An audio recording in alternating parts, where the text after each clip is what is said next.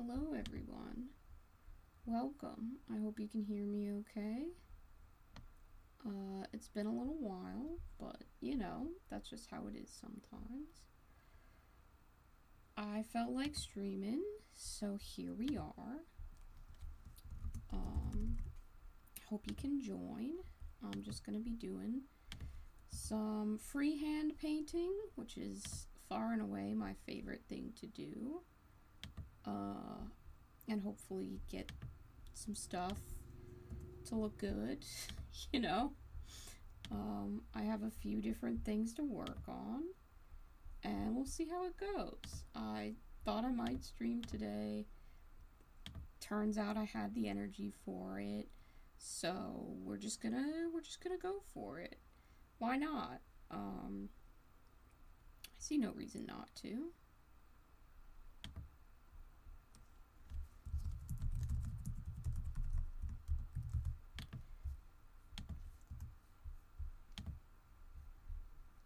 Alright. Shared that. Hi, Josh. You're eating a tower of seafood? That sounds delicious. Hi, Brady. Hello, Goober. Welcome. Happy to have you. Hi, Cameron. Welcome in. Let's go. Yep, this is the terrain piece I'm working on. It doesn't look like much now. I'm painting wood grain on it, but it's actually like a billboard. So this was something that I finished a little bit earlier today while watching anime with a friend. So we're gonna be painting the other side once that dries, which is almost dry, but I started doing wood grain while that was drying. Figured I could stream this, hang out with you all, see what's up, and then yeah, kind of go from there. It's been a while, I know. I've just been really diving in to this indie game project that I've been working on. I also frankly haven't felt like creating content, and I never just want to make something to make content, so I just didn't make anything. And that's rad and cool also. But I am really proud of the game that I've been working on, and I get to do cool stuff like make terrain for it and make art for all the monsters. I think for the most part, all of the rules are done. We just have to play test a few things and make sure that they work. But other than that, everything's pretty squared away on that front. But I want to include some nice photos of the miniatures and the terrain that I've been making, so I've been really motivated to get things painted up and looking good. So I think we'll work on some wood grain, and then I'm gonna paint an actual advertisement for the game that I'm making on the other side of that billboard. Aw, thank you so much, Paul. That's really sweet. Jellybean Junction legally distinguished from Jellystone. That is correct. They are not the same. Yeah, that's kind of what I was going for. Jellybean Junction really kind of is the candy version of Mad Max. Not really. There's not like cars in Jellybean Junction, but there are crazy people, crazy things. I feel like there's gotta be cannibalism in the Mad Max world. There's absolutely some cannibalism in Jellybean Junction, but they have a very lovely welcome poster, if I do say so myself. Is it important that I'm painting wood grain on this? No.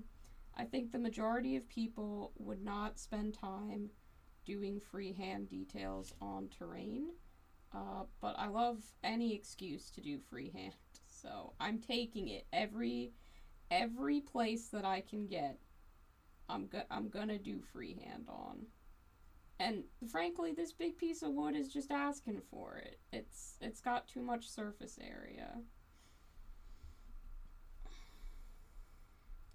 Candy Max Sugaroon, essentially.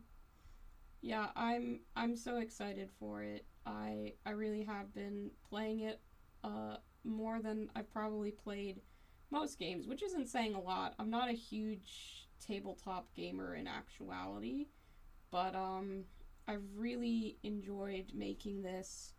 And honestly, my favorite part of this entire process has been when two of my friends come over and play, and they argue about the rules and stuff like that, like in a, "Aw, man, I can't believe that you use this to hit me" kind of way, not in like a "this doesn't make sense" kind of way, but the abilities that they have to like say are like, "Well, my model has the al dente ability, so this, and this," or "my model is undercooked, so this," and just hearing them use the silliest possible terms and little puns that I could think of, that's so much fun for me. It's a true delight. It makes me chuckle. I try to take in those moments every time that they happen and just enjoy them. It's a lot of fun.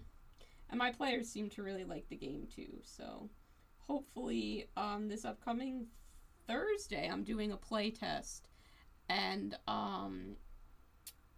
that could well be the last play test that I need to do for the game. Full stop. Which is wonderful and also a little terrifying and a little bit sad, because, I mean, I will still want to have lots of people around to play the game, but I won't be like, "Oh man, I gotta do this with a sense of urgency," so I might end up having people around a little bit less, but we'll see what happens. I'm very optimistic that this could be the last thing that we need to try out, so we'll see what happens. Keep you guys posted. It's not like the game is a secret or anything like that. Like, I could be posting trial versions of the rules and stuff, but I really just want to make something and have it feel complete, have it feel like this is the best that I could have possibly done with the resources and time and budget that I had. So that's why I haven't really put it out there for a lot of people to take a look at.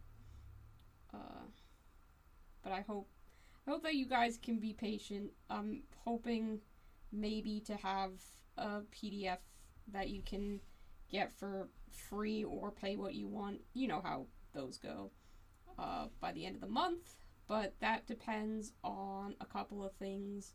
I'm having a sculptor, Mageworks, who's very cool. I should put a link to his Instagram in the chat. I'll try and grab that when I'm done doing some freehand here, but I'm having him sculpt miniatures for the game that you can use if you want. It's minis agnostic, but I know that for a lot of people, they're going to be like, "I don't understand how to candy a miniature," so I wanted to just have options if people want them.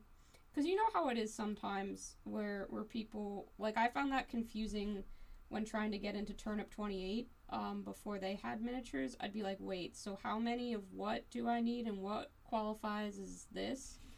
So just to have a quote-unquote official option is kind of nice. I got to use your Patreon dollars for that. So if you're a patron, thank you.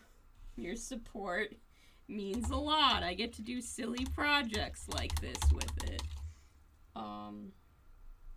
But yeah, that's kind of where the state of the game is at.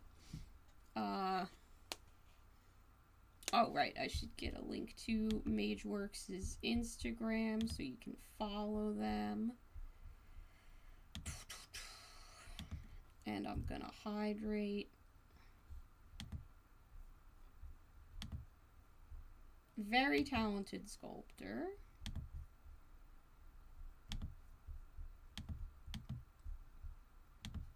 Mocha Joe and the Coffee Boys. But yeah, everybody go follow Mageworks and show him some love, because he's given us a frankly incredible deal on the sculpting and is has made some wonderful things. You've probably seen Yeah, I think you're all in my Discord. You've seen all sorts. The mascot for Snack 28, who I'll be painting up in just a little bit. I won't be painting up the miniature, but I'll be painting up like a cartoon version of him to go on the sign. Yeah, so that was the initial sculpt, and then we're getting a monster and 2 other characters done. So that if you want to have a quote-unquote official Snack 28 gang crew, we call it a snack, then you can. And that's rad. Makes it easier for people who might not be as familiar with kit bashing. Because I just want to make a game that utilizes my aesthetic and is very accessible to anyone who wants to play miniatures games. I don't know. It's silly, but like, it'll be fun. Hopefully you guys love it.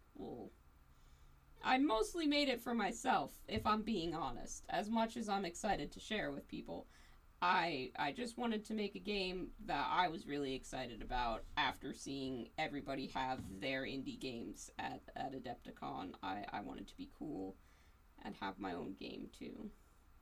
And it turns out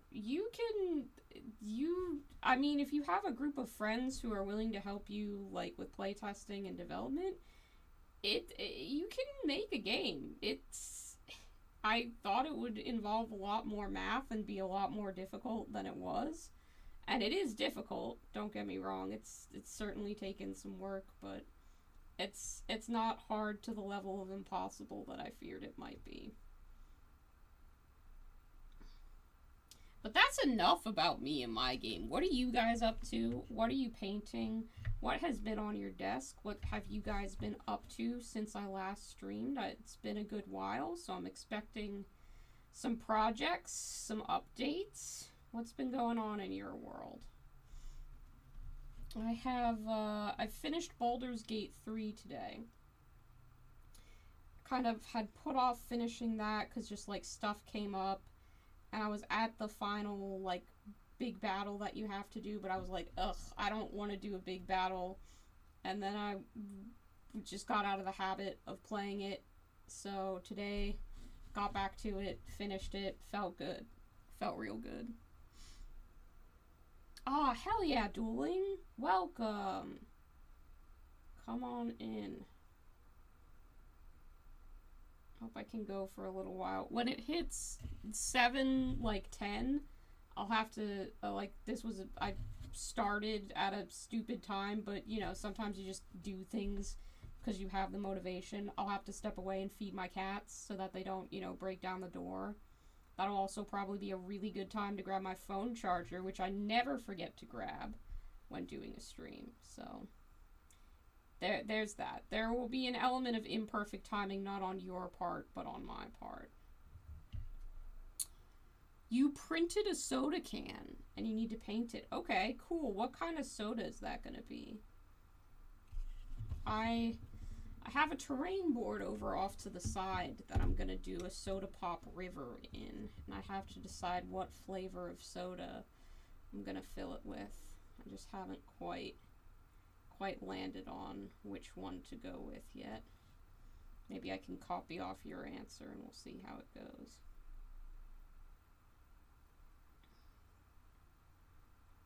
You finished your cathedral terrain. Yeah, I've been seeing that. That's really cool. It's been looking really nice. I'm glad you got to use it, like, kind of as soon as you finished it. That's really satisfying. I've been putting together some additional terrain for my terrain board, and just even like setting it up jokingly, like just to see how it looked, made me want to play a game with it. So it's got to be really satisfying when you can just get right into that.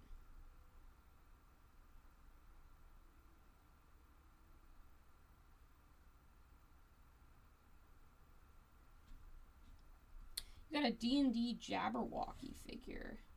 Is that a, like, a Nolzur's the company that makes those, or is it WizKids or something like that? I've seen a lot of those like made for D&D ones. They're not my favorite in the world to paint because I don't think that they're sculpted with as much detail as other miniatures, but they're definitely what I've like started out painting. And I hear that they're really good for kit bashing as well, because you can kind of get them for a relatively inexpensive price, and they're just kind of good starting points to work off of. But I don't know that I've ever seen the Jabberwocky one. You have no clue? It's not going to be a real brand? Okay, fair enough. Fair enough.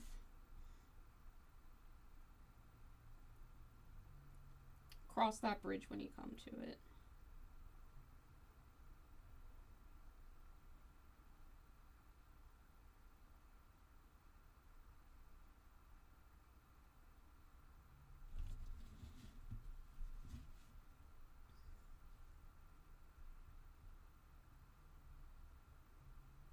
Soda River kind of gotta be generic soda brown to get the joke and not have it look like water. Well, I mean that's an option. You could do a cola, but you also have the option of doing like orange soda or grape soda or something like that. For sure, some people will probably misinterpret it as water, but like you have to be open to a bit of misinterpretation when you're painting as weird shit as I do. It's not always gonna read as good as, like, you know, I painted these bricks to look like bricks. I painted this toxic sludge green to look like toxic sludge. You gotta hope that people have a bit more suspension of disbelief, or I would have to put up a sign that's like, check out the scenic Soda River in Jelly Bean Junction. Okay, no spoilers, but I'll be excited to see it. I'll be excited. I want to know what you choose.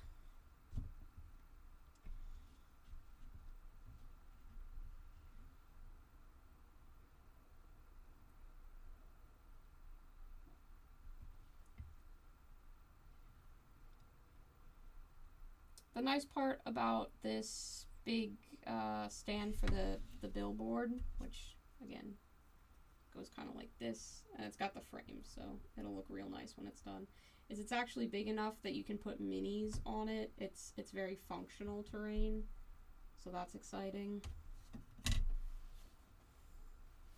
It's not just gonna be pretty, it's gonna be useful too, which cannot be said of all my other freehand heavy decisions.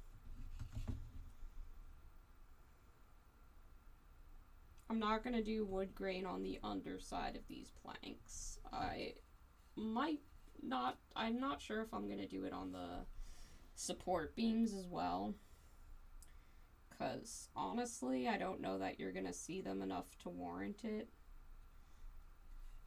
And while, yeah, I'll know that it's not done, I'm more excited to paint the advertisement on there than the wood grain on here.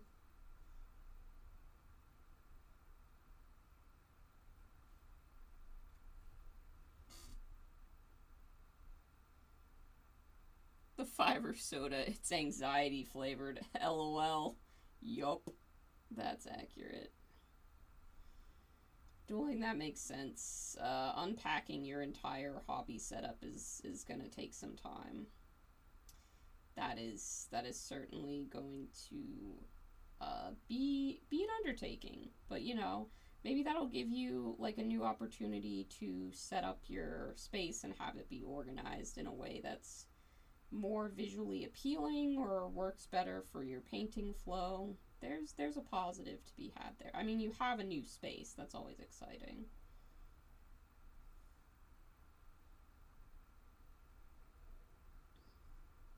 I know that I was really excited to get this hobby room set up the way that I wanted to. And there's still things, like I'd really like to frame some of the Dairy Queen advertisements that I have in here. I just haven't like gone out with my stack of adverts like Michaels or something to try and find frames that fit them. But I'd really like to. I think that would, because right now they're kind of awkwardly held to the wall by like binder clips, and they don't look very good. Uh, but I'd like to get a lot more candy themed art. I've been buying a couple of prints every now and again from this artist called Egg Butter Toast on Instagram, who has just the absolute most cute peak, like, cutest designs of things that I've ever seen. I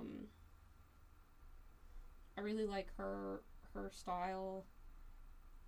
There's a company called San X that just came out with a new character who's a rabbit made out of cotton candy, and they haven't released any kind of like art print or artboard or anything like that I can physically purchase, but I hope that they do at some point, because I would love to decorate my office with a cute little cotton candy. I've ordered merchandise. It's just letter sets and notebooks and stickers and plushies. We don't have to talk about how many different items that was, okay? You combined two of the things that I adore, rabbits and candy. What do you want from me? That's a surefire way to make me purchase cute merchandise. All of the designs for that are so good. It's very, like, I just want to fill this room with a bunch of candy-themed things that will inspire me to then make candy-themed things, if that makes sense. And I have a lot of candy-themed things in here, but I feel like I could curate it better. I could have more cute shit, and that frankly gives me a reason to buy more cute shit, so that's okay. We'll see what happens. I'm not gonna worry about spending money on decorations at this point in time, but it might happen in the future. You never know.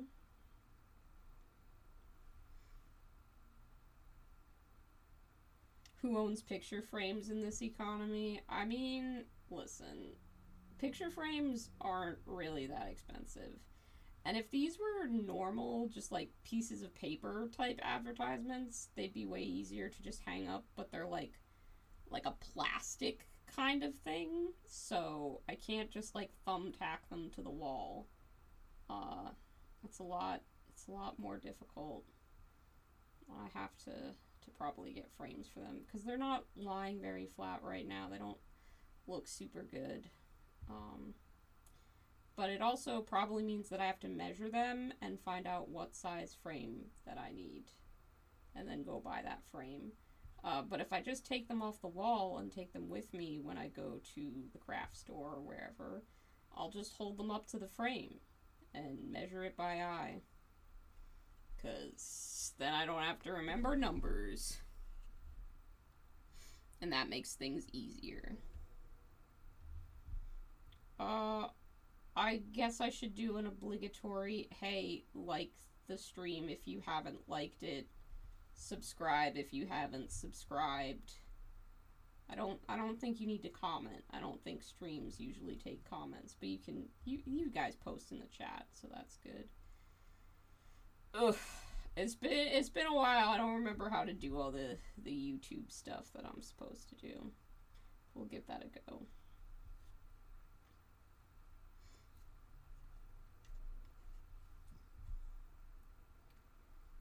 I've been watching the new season of The Bear. I'm almost finished with that. I got up to episode, I think, 8 last night. So I'll probably finish that out in the next couple of days.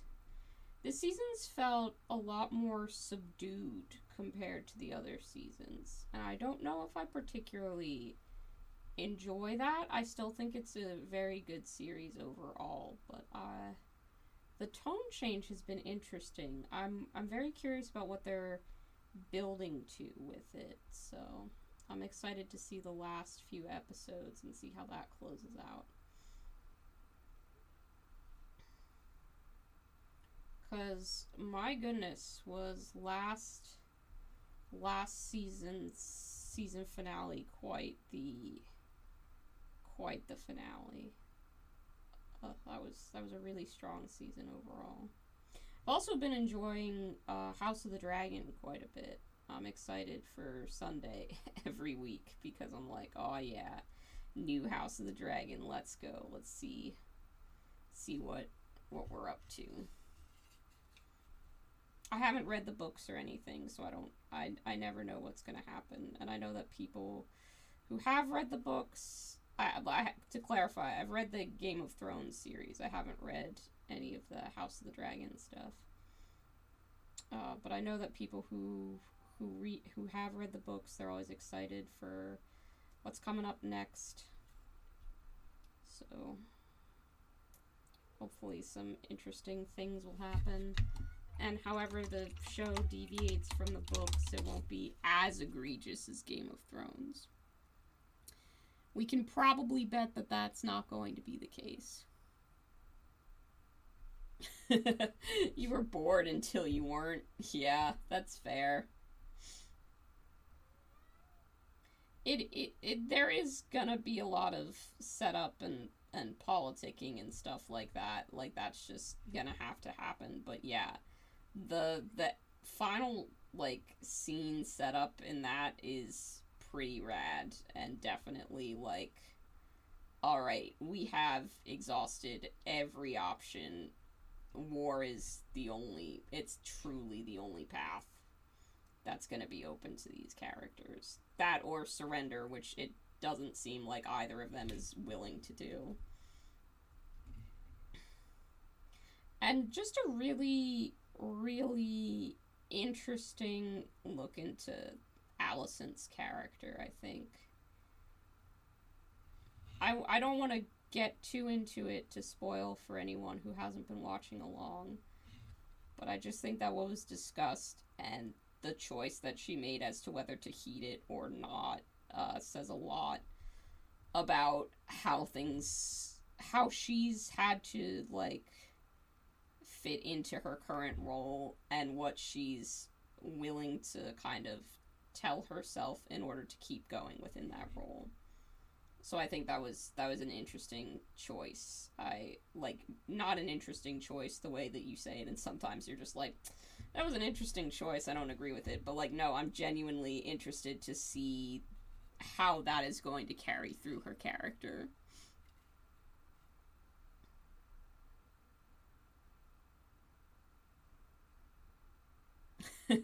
Love to see people wearing their house colors and not just black. Very fair.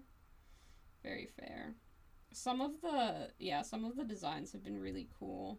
I really loved the kind of, like, shawl scarf thing that Rhaenyra wore in last episode that looked like dragon scales. That was just really cool.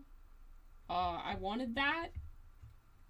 I'm not gonna buy it or purchase anything similar because it goes with nothing in my wardrobe, but, like, that was cool. Goober over there saying I ship it. Listen, I've learned my lesson with Game of Thrones. You shouldn't ship anything. Everybody's gonna die or be enemies. It's not gonna work out. Your ships are doomed.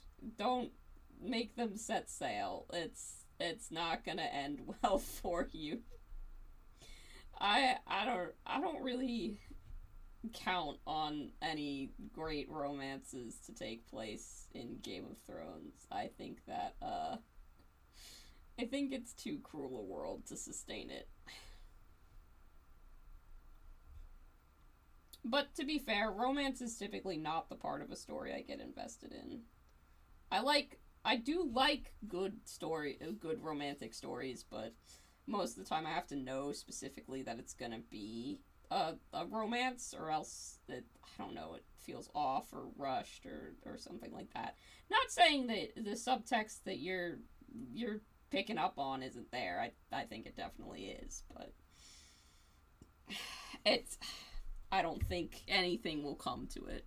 You ship it because, okay, yeah, That's a fair perspective. We love a tragedy. That makes sense.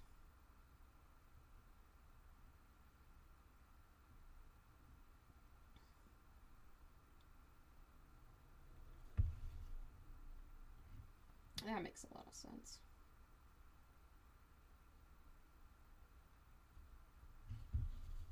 I did go to the movies a few days ago, which I try to do as much as possible, but haven't been doing a lot of lately because I've been trying to save money for my upcoming vacation.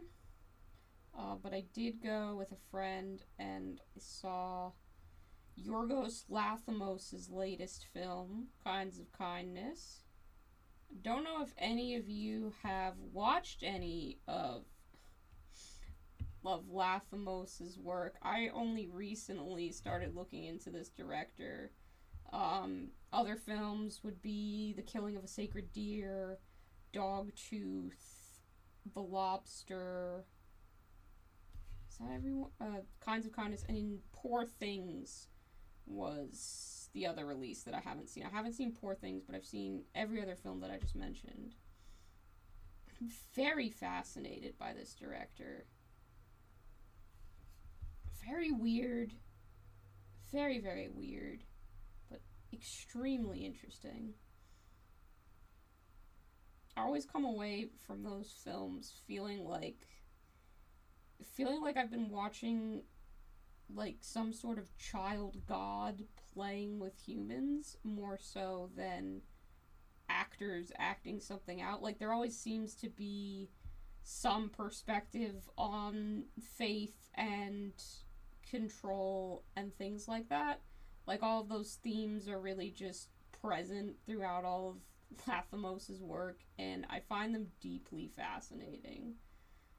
Kinds of Kindness definitely seems to be him at his most. I've heard people say that it's not as good as some of his other films. I disagree. I disagree most strongly. It is an anthology, though, which I don't always go for. If I'm watching a movie, I prefer to watch, like, a full movie as opposed to a series of shorts. I tend to want, if I'm in the mood for a movie, I don't want episodes, if that makes sense. Oh, hell yeah, Soda. That's awesome. Get that new tech. That'll be cool.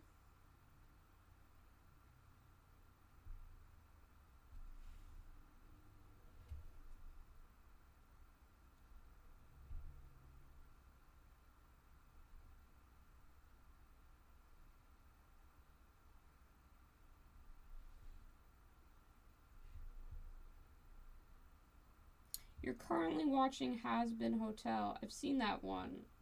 My partner was really into that.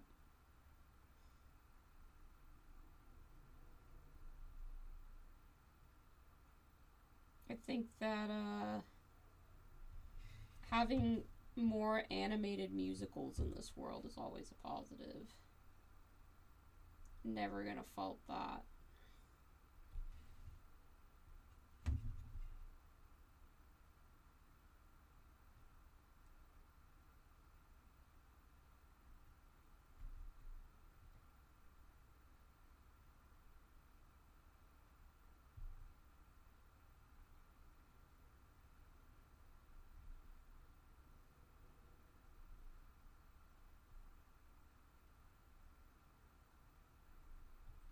Almost done with the wood grain on the top.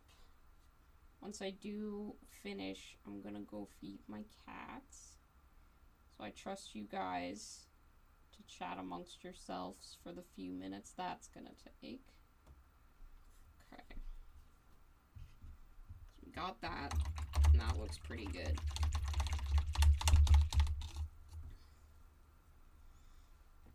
Because then we can get onto that part. We'll paint the advertisement onto there.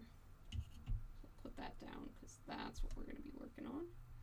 Got to keep in mind that I have this on the back, so we want to preserve that. I haven't like sealed it or anything because of course I haven't. You're on episode 7. It's been a while, so I don't remember what happens in all of the episodes. Someone's gonna have to refresh me a little bit. We can get into that. Okay, hang on. There we go. All right. I'm going to be right back. I'm feeding the cats, and I will grab my phone charger and probably a fresh drink as well. So just hang on. Just hang in there.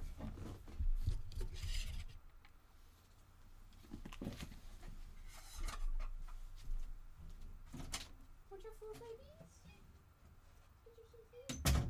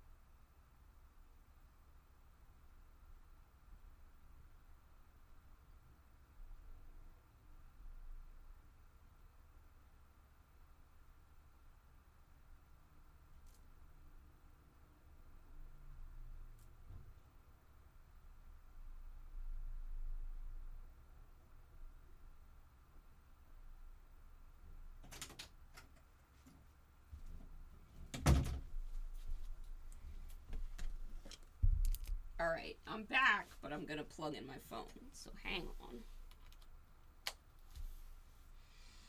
So that way that can charge. We don't have to worry about running out of battery, which would be bad.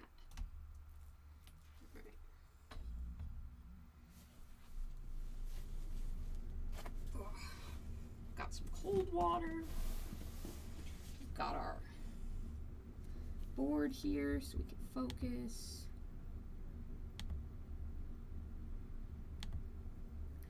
Awesome. Okay.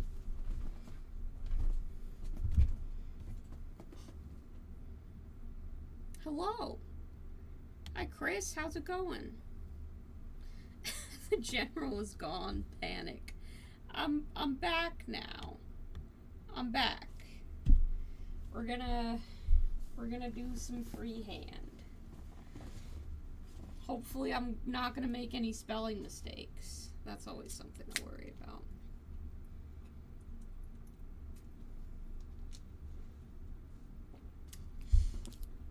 I think we're gonna go a little bit Morkborg inspired, which is kind of black and white on yellow, because I think that'll look pretty striking.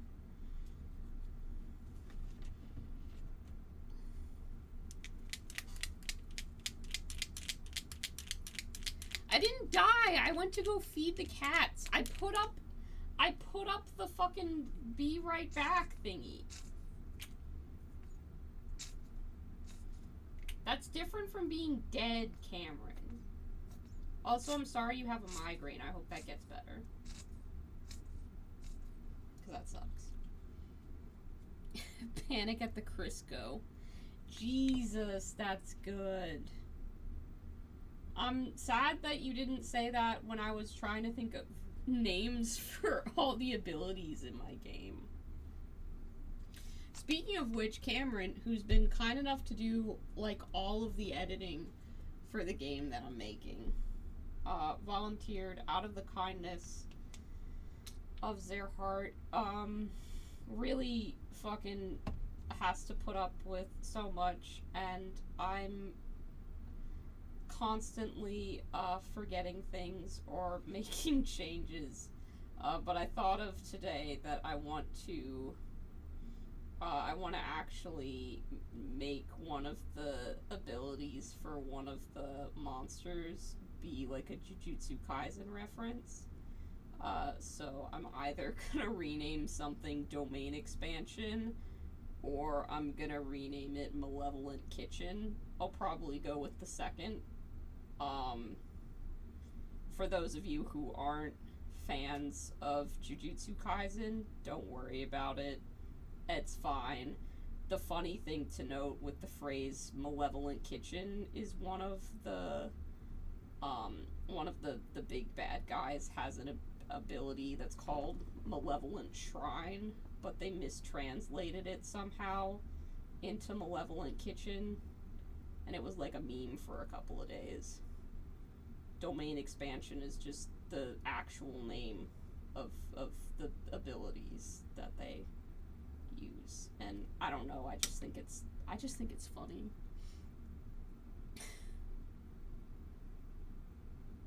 For the Domain Expansion guy, yeah, for the Domain Expansion guy.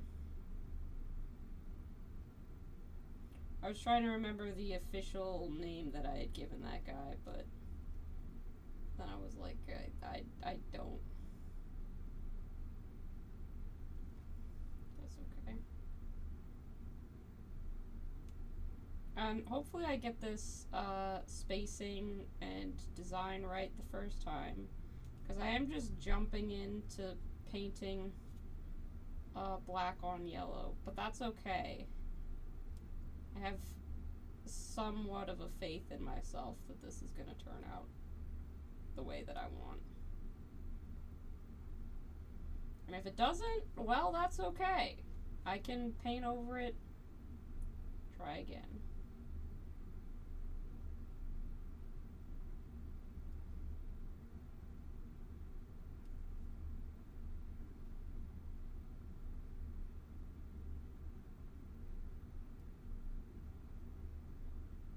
But this is ironically just going to be an advertisement for the game Snack 28, which will be in the terrain for Snack 28. So I'm almost advertising to the wrong people, because presumably anyone using this terrain is already going to be playing Snack 28. But the idea kind of is, I've actually been offered to potentially a little spot to demo this, not in like the main vendor's hall or anything, but there's a guy with a really cool Mordheim terrain board named Tom, and he demos at Adepticon, and he was like, yeah, I'll probably have some extra table space, so if you want to demo your game that you have, it's not too big, there's probably going to be room for it. So I might be able to demo this at an actual convention, which is terrifying and scary, but also, if I have this little billboard that says Play Snack 28 on it, people might see it while it's, being demoed and stuff. I don't know. We'll see. It's fun. I'm gonna have a good time painting it. It'll turn out okay.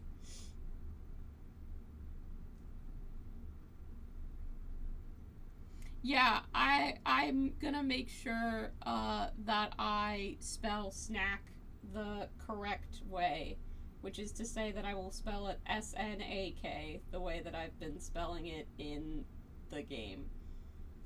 Unlike other words that I've definitely never spelled wrong on art that I've made or anything like that, I know how to misspell this one correctly.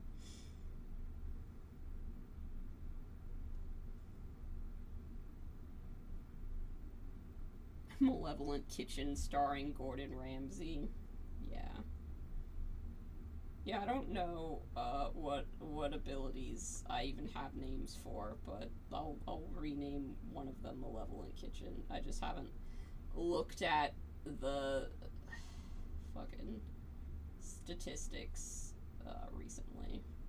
Which is a shame because I've sent over art to be included in some of those pages, and presumably it's been put in, but I haven't asked for like an updated PDF yet, so I haven't seen it yet, but I've also been too busy doing things and making more art to really take a look at it. Like, as I finished a piece of art last night and then immediately started working on another one, and I didn't even notice that people had said nice things about the previous piece of art that I posted that was finished until I finished my other piece of art and also posted that. It's been a lot of me just making stuff. Hopefully when you guys see it when it's done, you'll be like, that's rad. You might be like, that's lame, but don't say that out loud to me. I'll cry. You can think it though. Your thoughts are your own. Be nice to me. I have very little self-esteem. And even less self-confidence. If you want things I have a lot of, anxiety. I have a lot of that.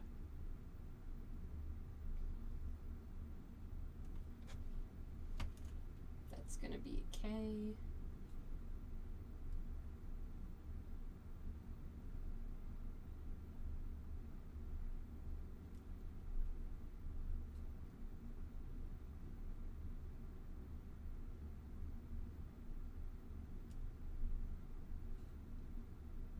How does a K, what does a K look like? I know how to do letters. It's like that, yeah.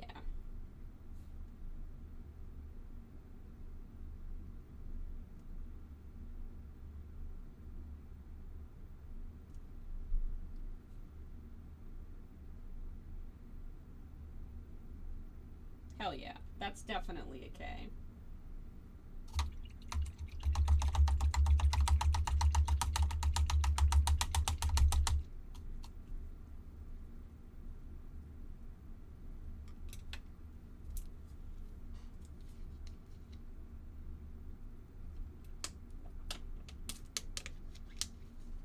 Thank you, Cameron.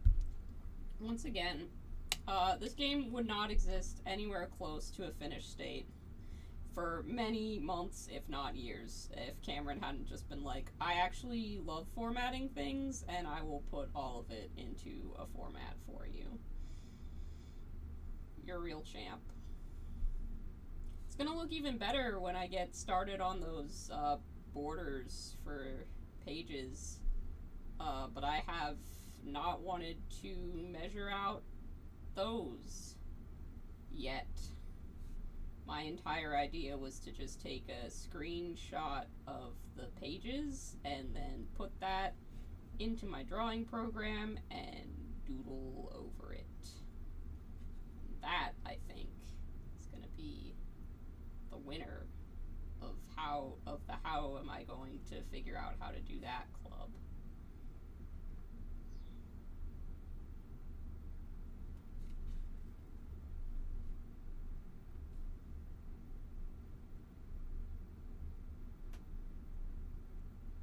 Now I have to paint numbers, and we all know that numbers are evil and created by the devil to confuse my brain, which has dyscalculia.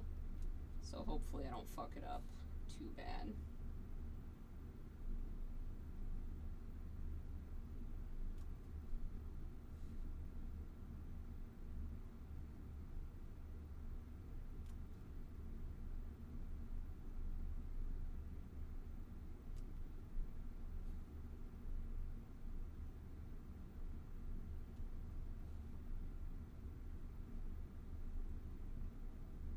I've had the same 3 Chapel Roan songs stuck in my head for like 2 days.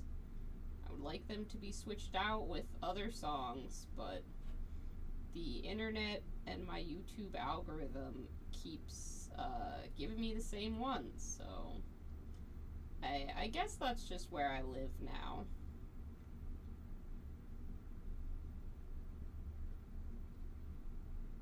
That's okay.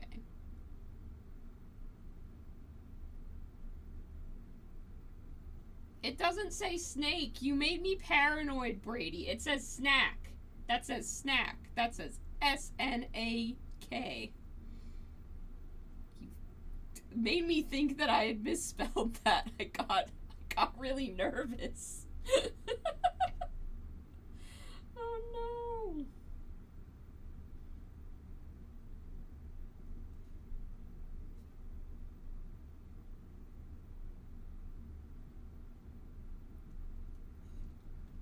But I didn't. I did it correctly. It's gonna be snack, and then there's plenty of room for the 8. And then it should all fit. Yeah, the frame doesn't block any of the text. And the colors look good together, so yeah.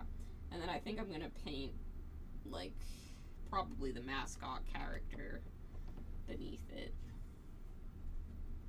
And then I'll add some, like, white highlights. I'll add some flourishes in some way, shape, or form. But I definitely took inspiration from the Morkborg cover for how I wanted this advertisement to look. Mainly just in terms of color scheme, but that's fine.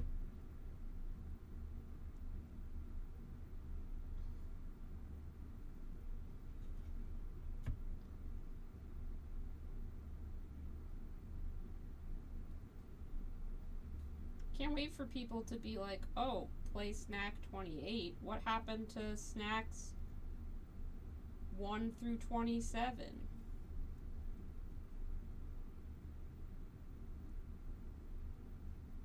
Someone's gonna make that joke, right? That just seems like a thing that someone would say.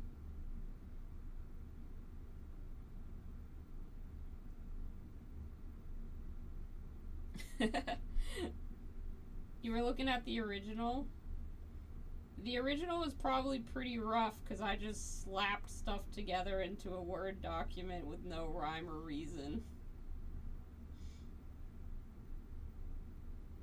I knew that if you kept, like, reformatting it, and then I was like, well, there are going to be changes, and there's going to be art added in, you're just going to have to, like, do it a bunch of times, so, like, if it had been left to me, I would have left it all till the end, and then I wouldn't have wanted to do it, and then, like, 3 months would go by, and then I'd be like, okay, I guess I'm actually gonna do it now.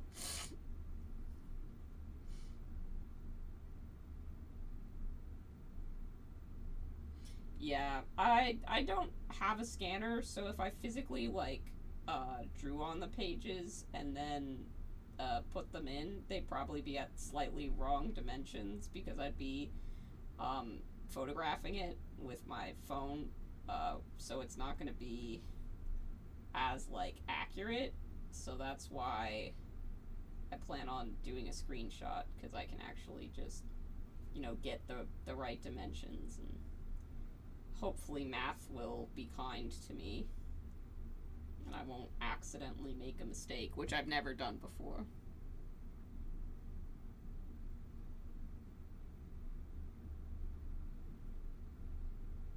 Oh yeah, from what I remember, the Fooly Cooly soundtrack is pretty good.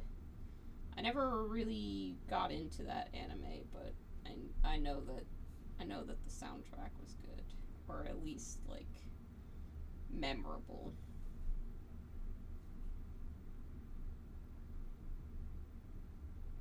There's definitely a time where all I was, like, listening to was the original intro for Yu Yu Hakusho and, like, some Ginger Root songs, and it was all just sort of like,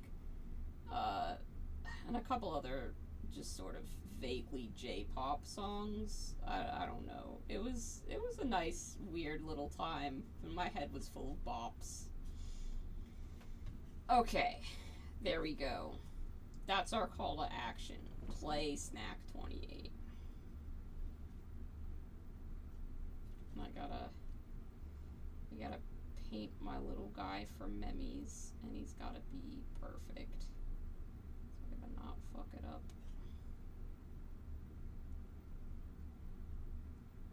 Fortunately, I've drawn this character quite a bit recently, so I should be okay. Gonna hydrate first.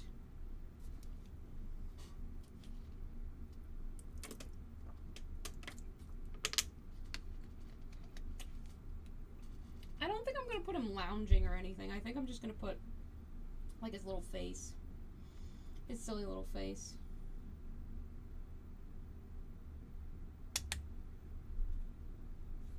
Which people seem to either love or hate, unfortunately. A lot of people have been like, he's making a weird expression. Why his face like that? And I'm like, oh, I drew something funny, you know?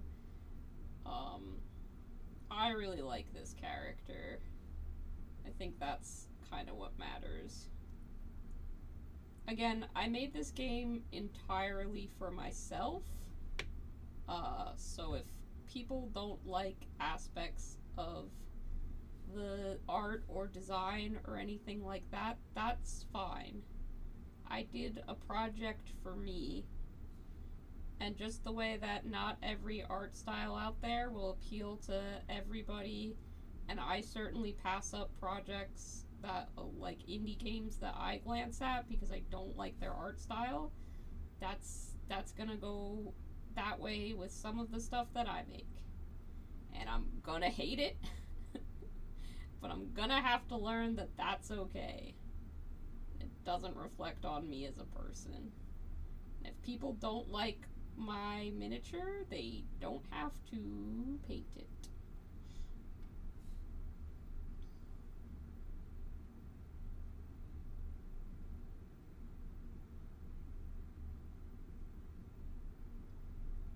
Someone did say his face looked like a butt, though, which I disagreed with.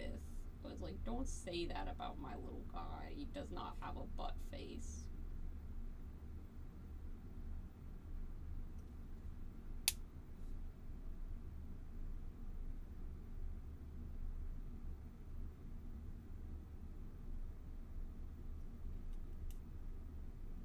I wish I had done that loop-de-loop better, but hey, that's okay. I'll do better on this one. Yeah, that one's much better. Maybe I can correct that one. Now, it's not very indie punk of me to try and correct something, but we're gonna see if we can fix that.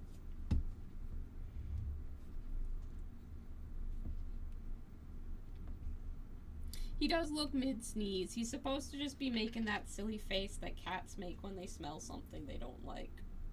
That was the entire inspiration for the expression.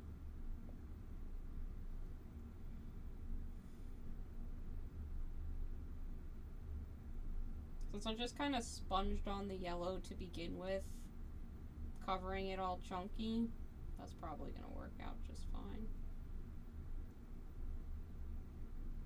Yeah. No one will be looking at my terrain close enough to notice. And if you are looking at my terrain close enough to notice, don't say anything. That's weird. Just be cool.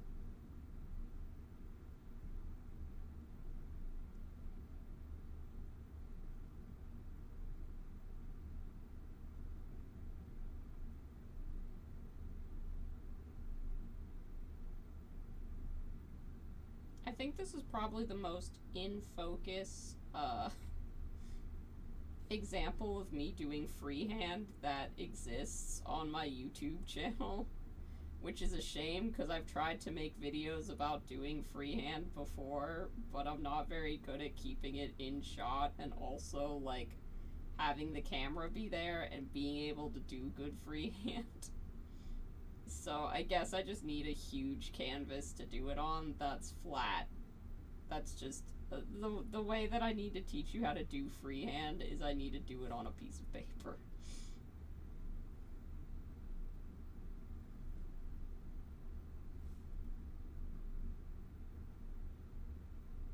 With a really big margin for error.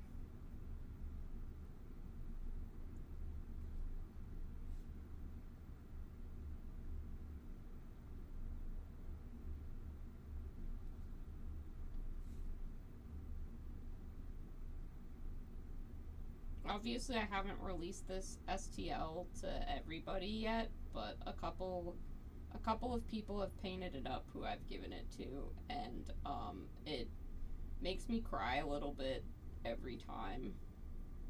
I get so happy. I literally don't know what to do. Both times a friend of mine painted this miniature, I just stared at it for like 5 minutes straight because I loved it so much. I will likely continue to do so. I hope that if you, dear viewer, ever paint this in the future, you send me a photo so that I can stare at it for 5 uninterrupted minutes and love it. That would make me very happy. Okay, I'm gonna do this loop-de-loop better. Ready?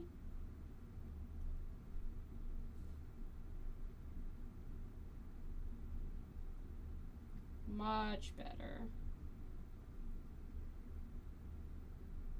That was worth redoing. There we go.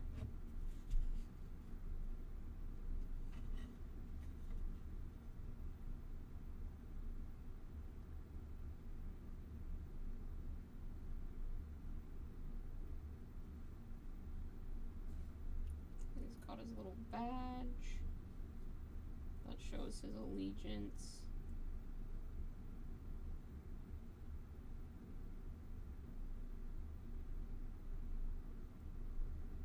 There aren't faction rules in this game, despite how fun it would be to write factions. I did think about it for a good long time, but it didn't end up being relevant to the type of game that I was making. No, I didn't do thumbnails of this or anything. For neither of the neither this one or this one did I like draw it out. I mean, it's just letters and a pretty simple design. I don't need to draw that out. I can just do it. It's not that I mean, I've been drawing this particular character for weeks now. I don't really need to practice. I've got it well in hand.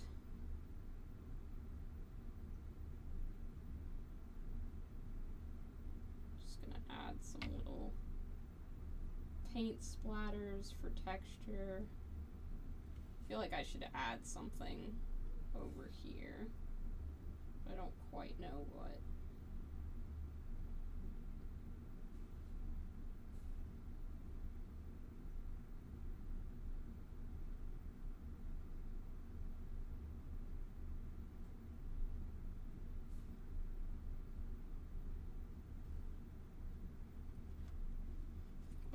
I do need to tag my own work. Let me put a 5R on here.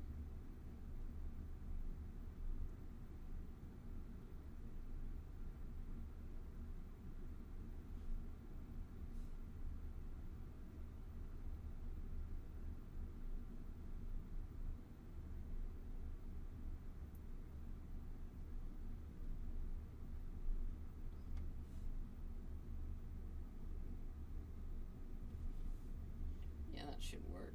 Where's my frame so I can test out if everything fits? Oh, perfect. That's right in the corner. That's beautiful. But yeah, I definitely need something over here. Maybe another character.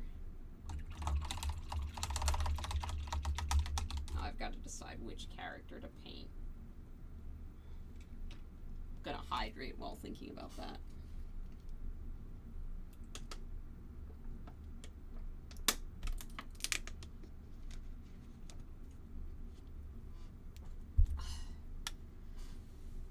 Drink water.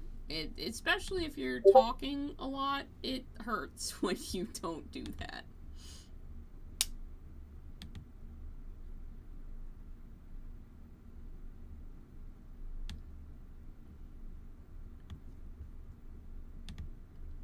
I'm looking at my Discord for the game to see. Oh, I should paint the cupcake monster.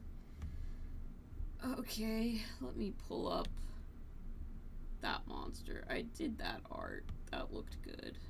Can probably paint that relatively easily.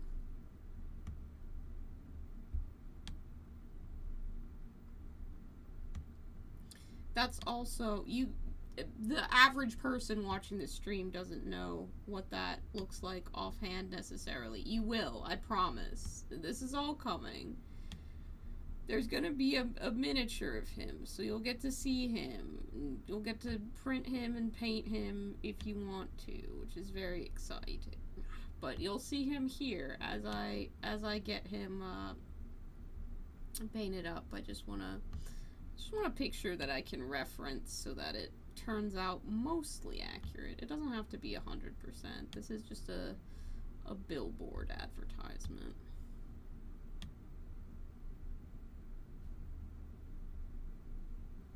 God, I'm just scrolling through all the there's the boy. Alrighty.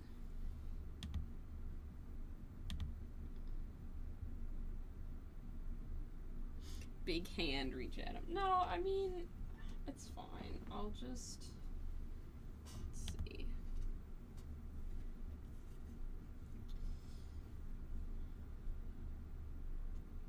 I don't want it to look like a scene necessarily. I just want there to be characters on here. Because I like when I see characters on billboards or for themed restaurants. My partner isn't from America, and he asked me at one point, I think when I told him about Cheezosaurus Rex, the macaroni and cheese mascot, he was like, why does there have to be a mascot character for like everything?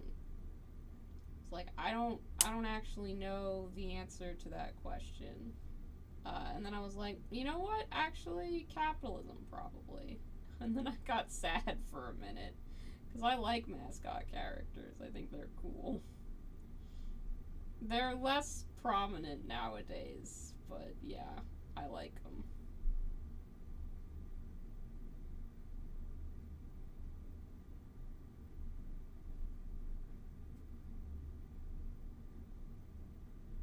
This is all completely freehanded, by the way. Anyone saying that freehand is hard, don't listen to them.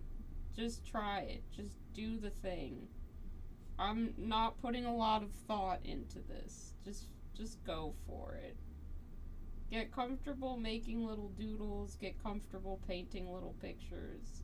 It'll be easier the more that you do it. To be fair, freehand is my favorite part of any project. And I doodle pretty constantly, to the point where when I was supposed to be making edits to my game, and paying attention to what people were saying about those edits, I was making art for it instead, and I got called out on that. So, you know, rein it in after a point. Put in the work that you're supposed to before doodling stuff, but it's not that hard. I'm not thinning this paint. I'm not doing anything fancy. I'm literally just going for it. And if you make a mistake, it's paint. You can cover it up. You can fix it. It's literally not that big of a deal. And anyone making it out to be a big deal is lying to you. Just fucking try it. What's the worst that can happen? You mess up a piece of cardboard. If I mess this up so bad that it's got too much texture and too many layers, paper over the top. I could do this an infinite amount of times, essentially, and I'm never gonna mess it up so bad that I can't get it back.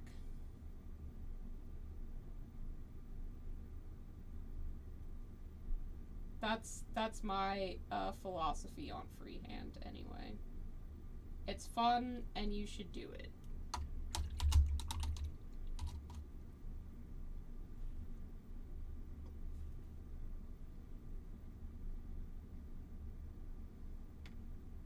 I also, to be fair, am only working in like 2 colors. It's gonna be 3, I guess, technically, when I add in the white over top, so I mean, I guess that makes it more simplistic. I could add in more colors if I wanted to, but since the game in and of itself, all the art for it is done in black and white, mostly because I didn't feel like coloring a ton of art for a project that I was, you know, admittedly passionate about. There's no lack of that, but did want to put out into the world sometime in this century, because I don't actually like coloring digital art pieces all that much.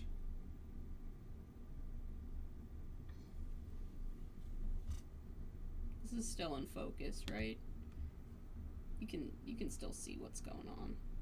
No? Did I scoot this completely off screen? Have I been painting off screen this entire time? No, he's there. He's there in the corner. You can see him. He's there. Okay.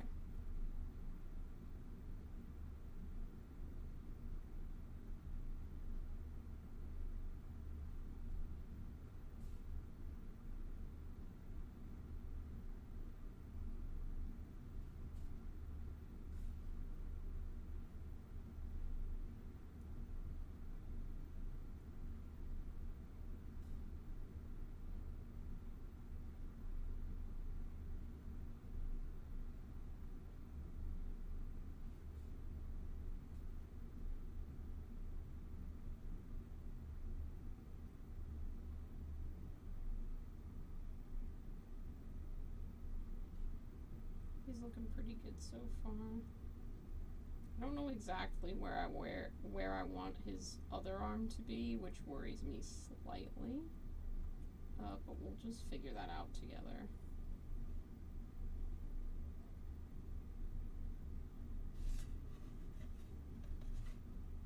I think maybe I'll do his teeth before I figure that out. He doesn't look like much of a monster right now. I need him to.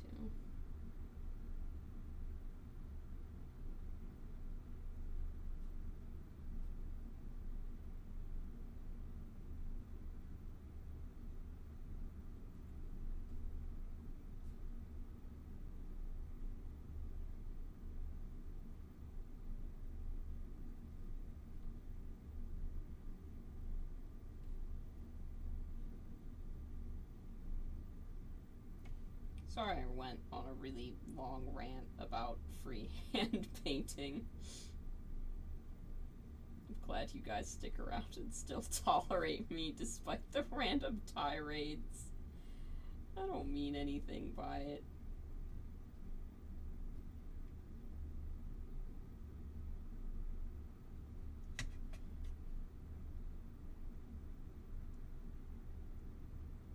I'm gonna put his other arm up too.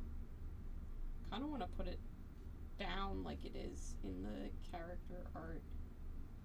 Yeah, maybe I can just fit it in here. I've made a decision, so we're sticking with it now. For better or for worse. That's another thing about freehand, is that you gotta be decisive about where you want to put things. Just put them there. It'll probably work out, and if it doesn't, again, I can paint over it. It's not going to be the end of the world. Hector, my cat, thinks it's the end of the world. He's trying to break in the hobby room. But if he gets in here, he's going to eat 30 miniatures and step in paint and ruin any and all work that I've done over the past several weeks. So unfortunately, I just cannot permit him to enter the hobby room. Yeah, that looks fine. Gonna paint in the rest of his cupcake body.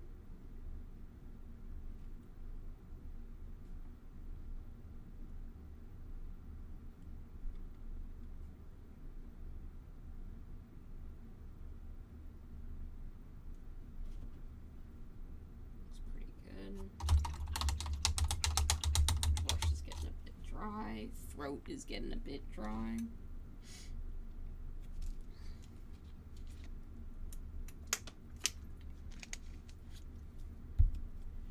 What do you guys think so far? He's not quite done, but he's getting there. Little evil cupcake man. I think it works. I don't know if it's the strongest, like, design that I could have gone with in the entire world, but I think this will work just fine. I'll probably try and fill in the bottom with something, but we'll see.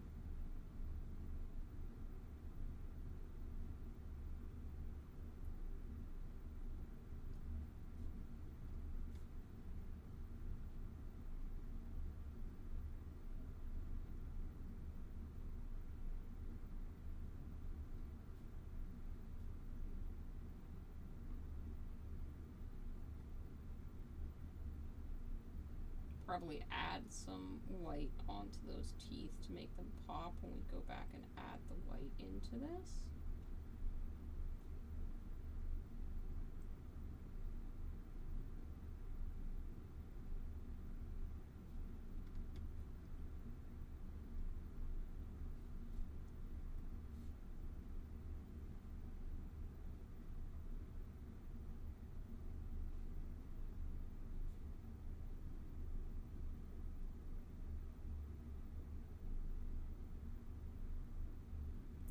Add some stripes to his little cupcake casing.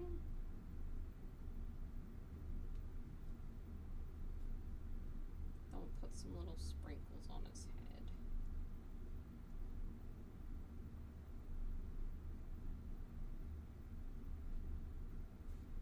I think he looks pretty good.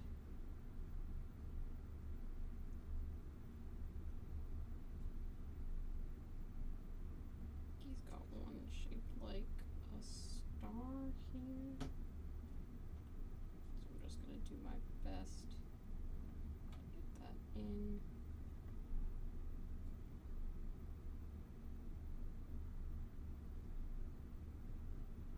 I do like painting sprinkles because it's fairly simple. Let's see if I can't give him some like drippy icing evil eyebrows.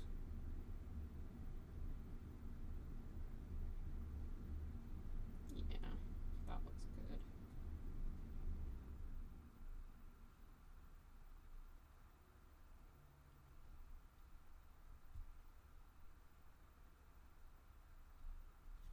Yeah, I mean, I think that's probably about it.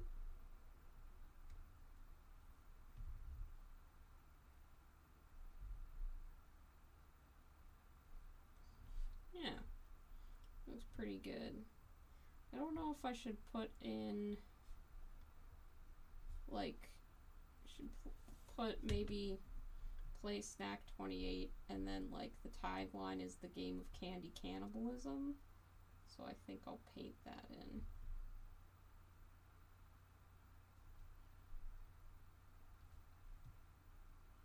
Just to fill up the rest of the space. Now, painting with nice handwriting I do find to be a little bit difficult sometimes. I worked hard at this by learning calligraphy because I wanted to write beautiful letters and Christmas cards.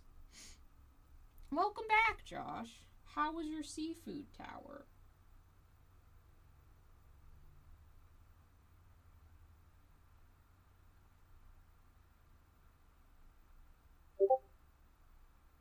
I hope it was tasty.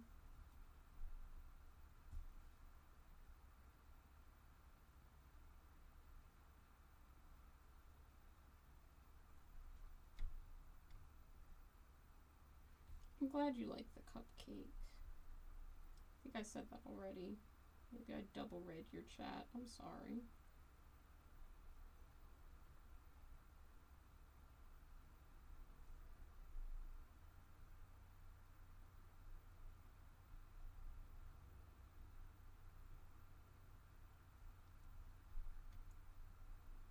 I've got to make sure that I spell cannibalism correctly, because that has historically been a difficult word for me to spell.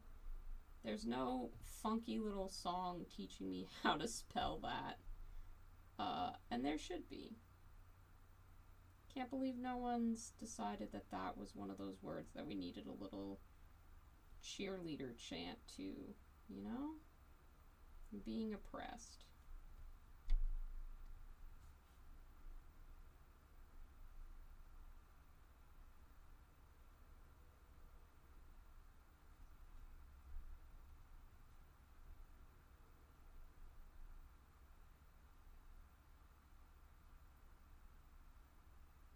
I can already sense that I've made a poor decision of trying to put candy and cannibalism on the same line, because there's not gonna be a lot of space, but hopefully there will be just enough.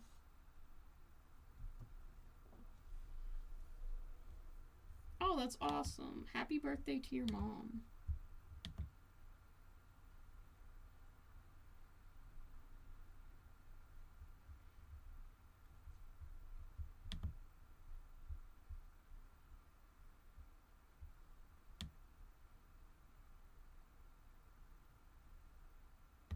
I'm gonna Google how to spell cannibalism real quick.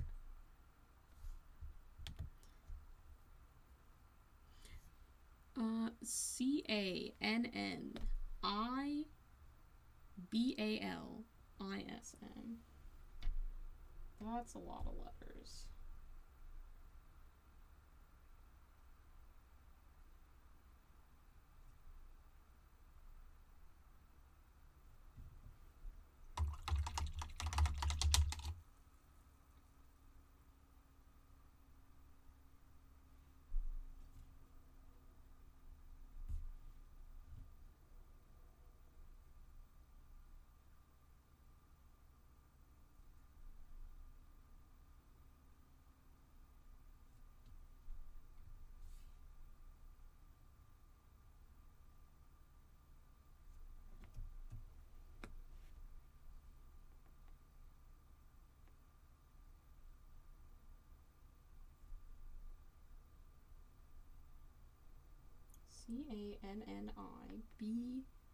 Cannibalism.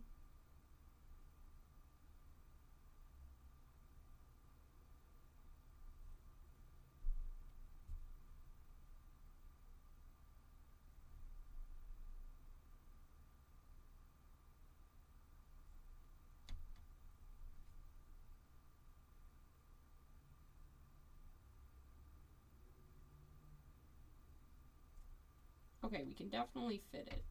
It's a good thing I was conscious of that.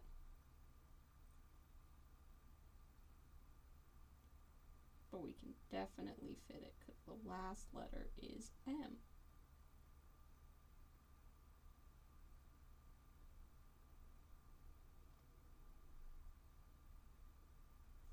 Hell yeah, we did it. We did it. Is it a little crooked? Maybe. Does that matter? No. And just like that, Fiverr gets put on another watch list.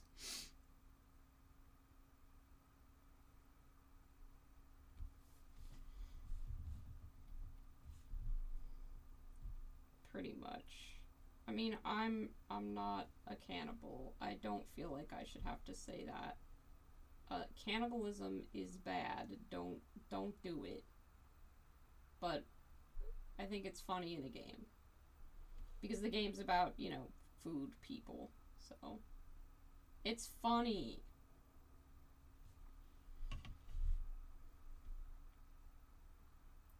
adding fake paint splotches because I don't trust the chaos of doing like splatters or anything like that. So just gonna paint on.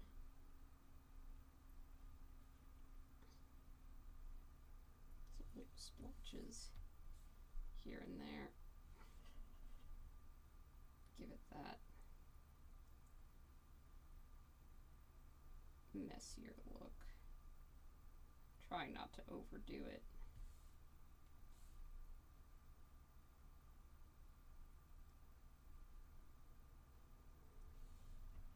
Looks pretty good. That looks pretty good. Okay. And see, it's gonna have this frame around it, which I think looks pretty sick, if I'm honest. Alright, I'm gonna set that aside so that we can make sure that the black is fully dried before we go back and add in the white. So we're gonna do some wood grain on the frame. I now also realize that I have shifted slightly. Oh shit. In terms of where the camera's at. So let me see if I can't get that back so that you can see what I see.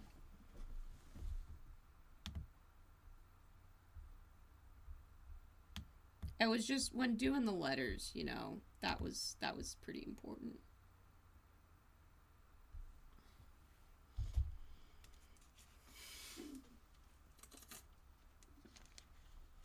It's never good when I see a message retracted from you, Josh.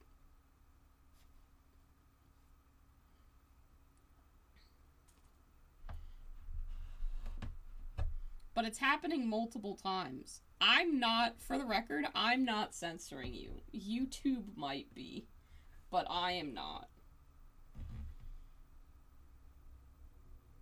Maybe you can't say cannibalism on YouTube and get away with it, which I guess is a problem for our tagline, but I didn't call it Cannibalism 28. I should probably stop saying that. It's not like, I'm not monetized, so I can't be demonetized, but I would like this stream to stay up and potentially find other people. Oh, okay, you're deleting it. Never mind then. Carry on as you were.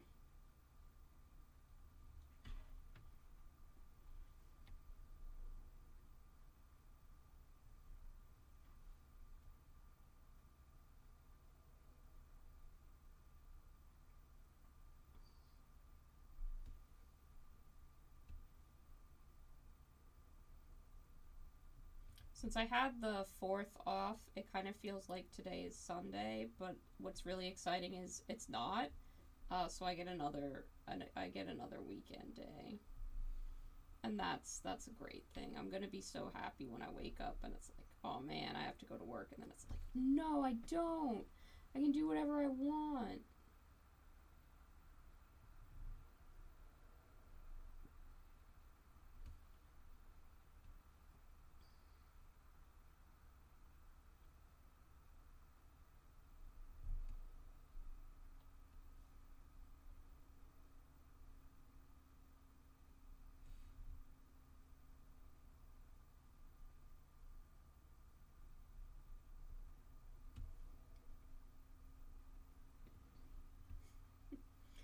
It's a word that YouTube allows, so we'll take it, you know? Now I don't have to paint the back of this, I just have to paint the front. I don't know that I'm gonna paint the sides either, I might just leave them be. Because I will be gluing this all together. I'm hoping that I can like finish this all on stream and maybe glue it together on stream. That might be like a really satisfying way to finish off a piece. This was one of those really fun pieces that I was looking forward to doing. I even seriously considered streaming, because I did this side this morning and I was seriously considering streaming it, but I ended up getting more done while I was watching anime with my friend than I intended to, so there was no reason to. I had already finished. I know that they look like two very different pieces, so hopefully you just believe me that I also freehanded that one and did it with as much ease as this. It's not one. It's not. I don't know. I could get in my own head about it and stuff, but it's one of those things that I've managed to just be like, nope, I'm just gonna have fun with it, and it's gonna turn out good, and if it doesn't, we'll try again. But probably covering Knights, Warhammer Knights with a bunch of freehand helps. If you need a way to boost your confidence, I would recommend that.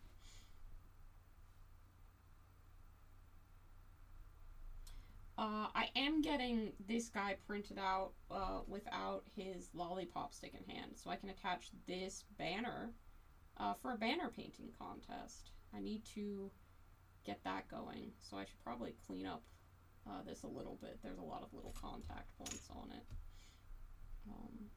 But it's a freehand banner competition.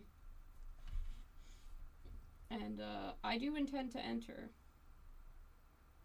I think I will be painting a cake-themed design. And then I think that will go on this billboard as just decoration. But I don't know. It'll depend on how that turns out, and then like scale-wise, whether that matches up better with my smaller billboard that I have, or if it goes better with this billboard.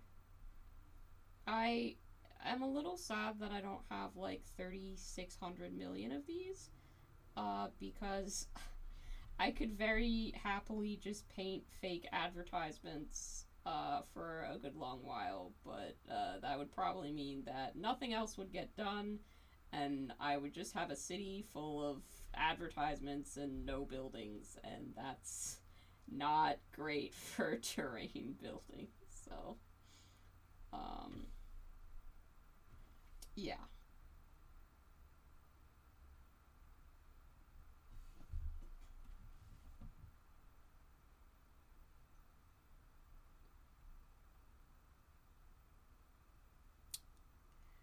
You said what anime? Roz, the anime that my friend was having me watch was called I believe it's the Melancholy of Haruhi Suzumiya. My friend and I kind of trade off anime recommendations, and we watch them together. So far, we've been through Code Geass on his recommendation, Barakamon on my recommendation, Haikyuu on my recommendation, and now I'm watching The Melancholy of Haruhi Suzumiya on his recommendation. I, with all the generosity in the world, do not like this anime very much.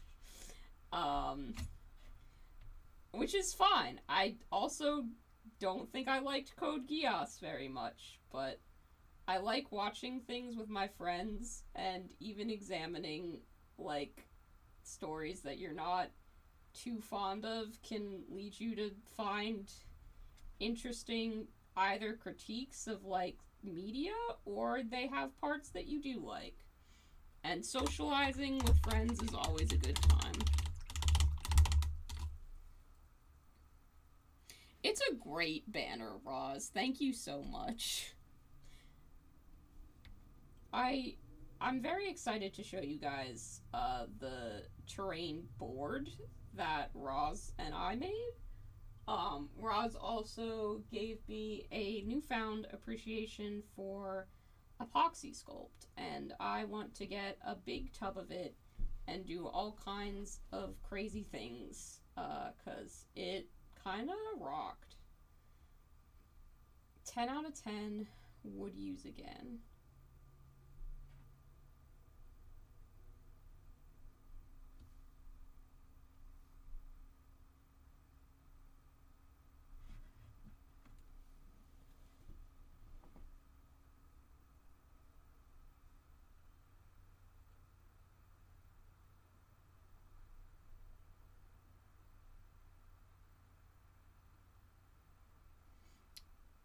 hi, Mari. It's good to hear from you.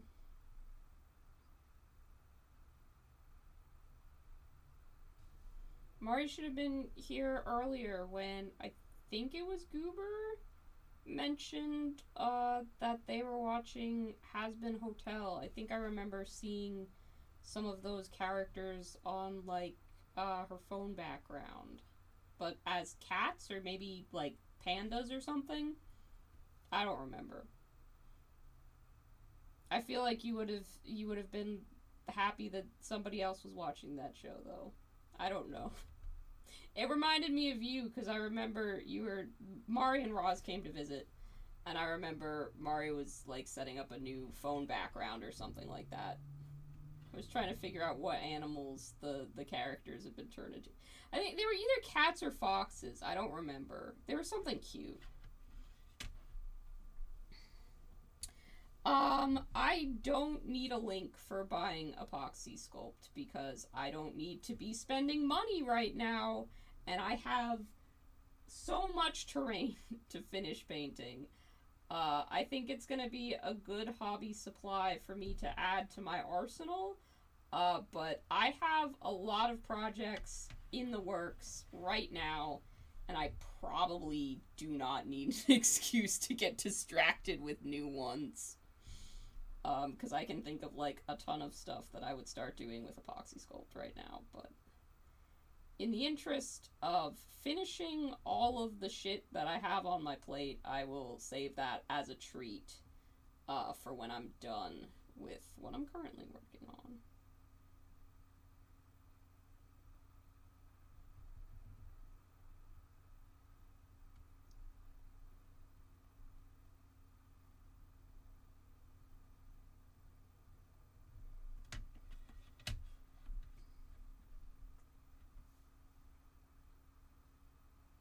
I'm hoping adding the wood grain to this frame doesn't, like, make it distracting. No, that's fine. It might make it a little bit more cartoony than originally envisioned, but I don't think it makes it distracting.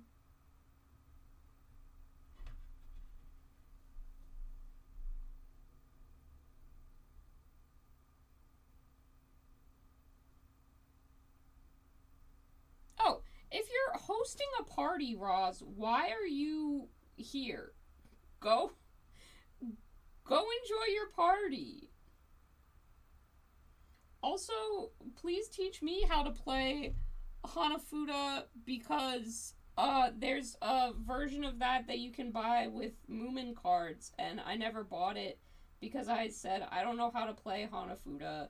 I just know that they play it in what's that one film? Oh god, I don't know. I don't remember the name of the film, but it's really good. I can look at the picture of it in my brain.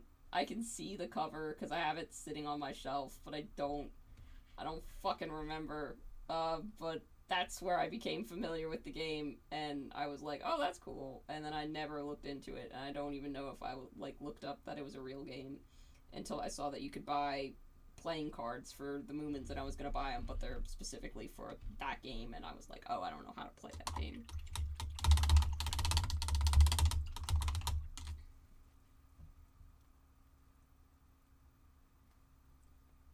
Maybe. Frankly, I don't know if I have time to, learn over the internet or something. I was just thinking next time you guys, come to visit, you could teach me or something like that. Because there will absolutely be a next time. I had such a blast.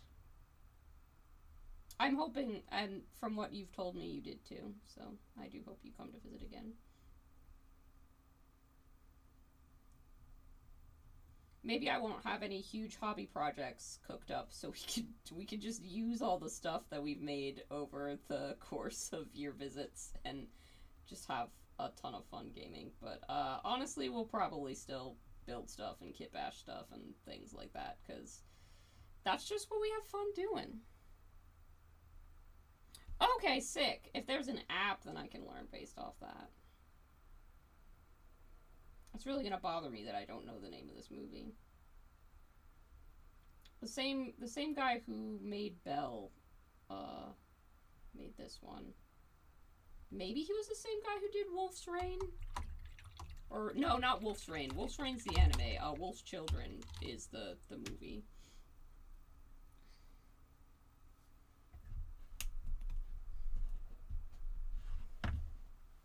Hang on. I'm Googling it. Guy who made Belle movies.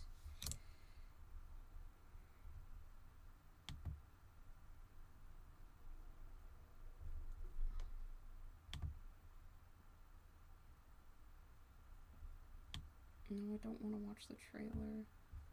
No, that was not helpful.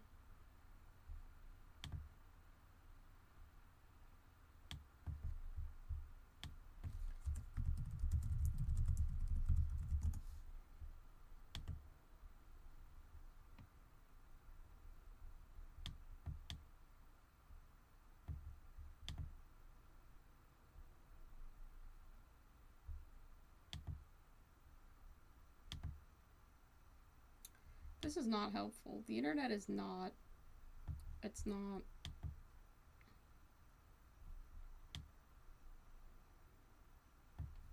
Summer Wars! That's what it is. Summer Wars is a good film. And, Summer Wars is a good film and you should watch it. It took me a while to find, but yeah, that one's good. Okay, I need more white paint. That's completely dried out. Fuck.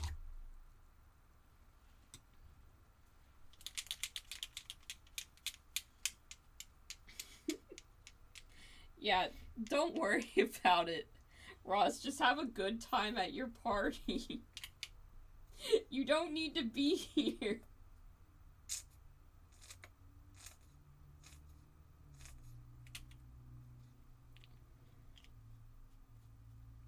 Summer Wars is good.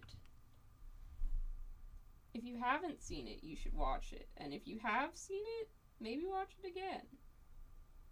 Usually I tear up at the end. It's got a nice little emotional, like, through line.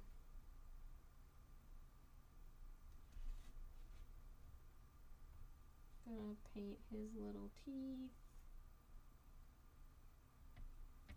And if it's not perfect, it's okay. Perfect is the enemy of the completed project.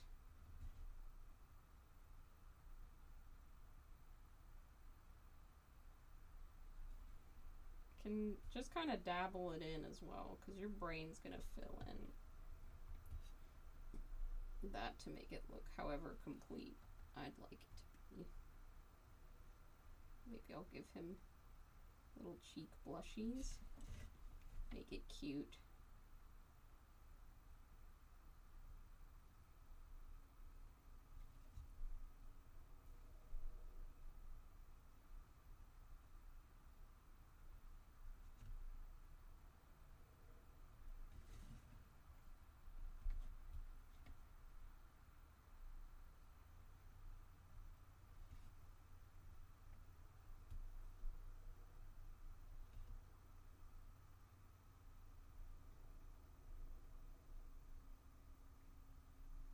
Little salt pretzel.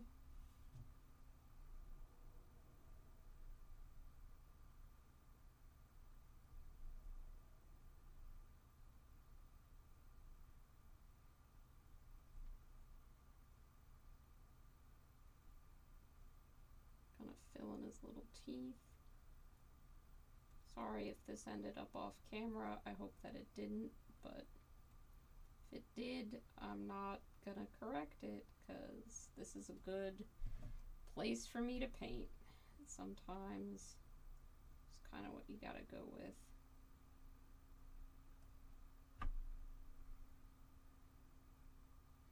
Oh, thank you. I'm glad that you think it looks good. I'm really proud of how it's been coming along.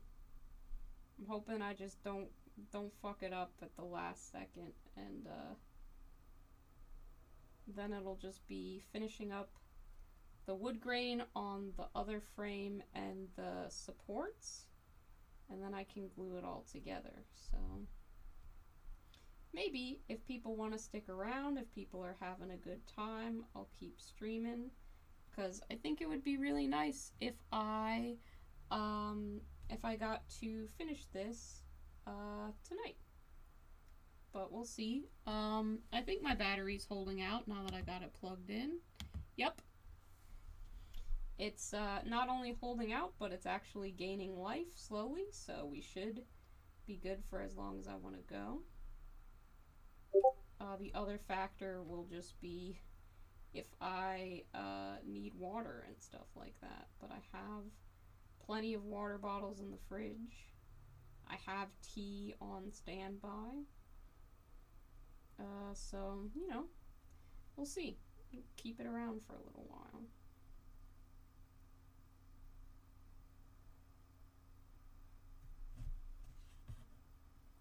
I think this is looking really good.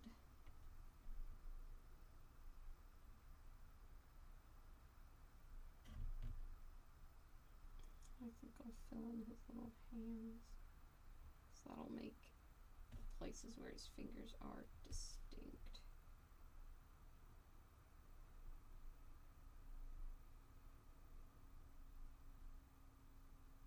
But I think it's got like kind of a Morkborg but make it cute feel to it. Like it has what I was going for.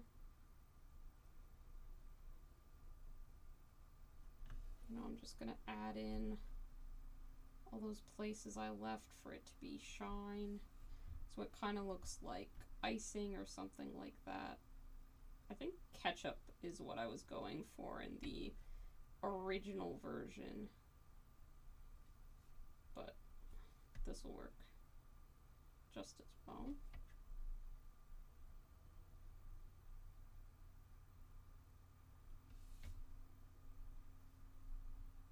I thought it might be nice to leave some of this yellow, but it's actually looking really good all with the white, so I'm gonna do it all in white, because that looks real good.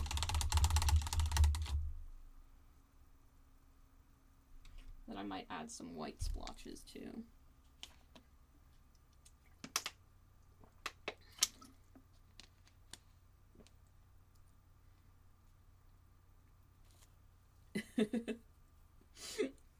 I'm glad that you enjoyed Evangelion enough to recommend it.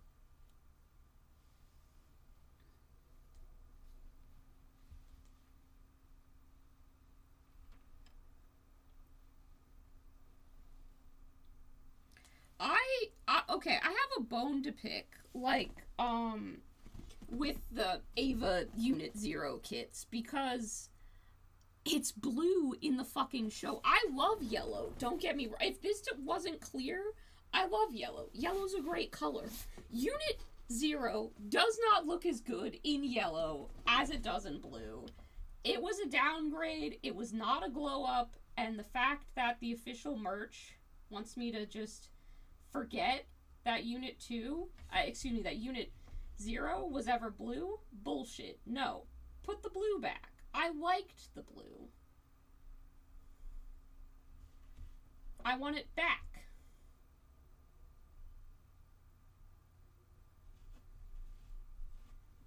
Other things I want, I think I do actually want to maybe find a group to play Morkborg with, specifically because I bought this, Convoke What Doom Ye Angels Have Wrought, which is like an Evangelion supplement for Morkborg, and I want to play that now.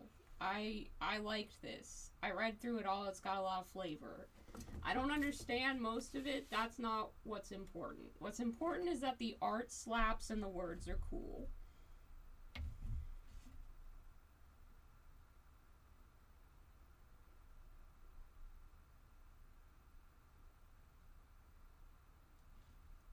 I want to play more Morkborg, and I want Roz to live closer so we can play Dread Knights again, because that was fun. I have so much upgrading I can do to my little guys.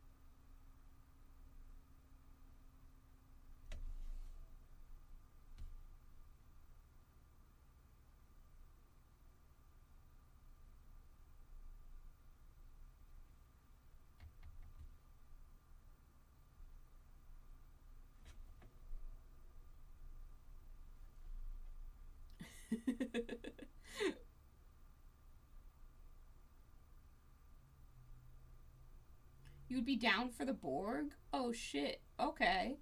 Cameron, let's talk Borg sometime soon. Let's figure that out. I also definitely borrowed the rulebook and I definitely looked at it and I definitely don't remember anything because I don't you understand what I'm saying. Hi Eric. You're also presumably maybe at this party that Roz is throwing that Mari is at. Why is everybody at this party watching this stream? Be at your party! What the fuck is wrong with you all? Go do party activities! Stop being here! You're at a social event. This is not a good stream to have on at a social event. I'm not doing anything interesting. Oh my goodness.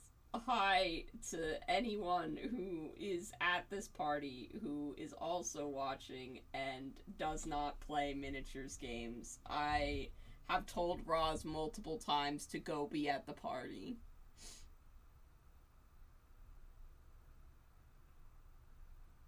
It's the Fiverr stream party.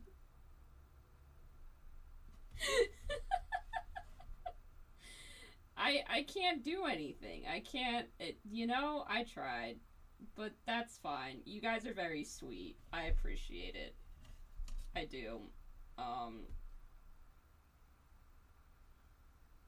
Yeah, but Morkborg would be cool.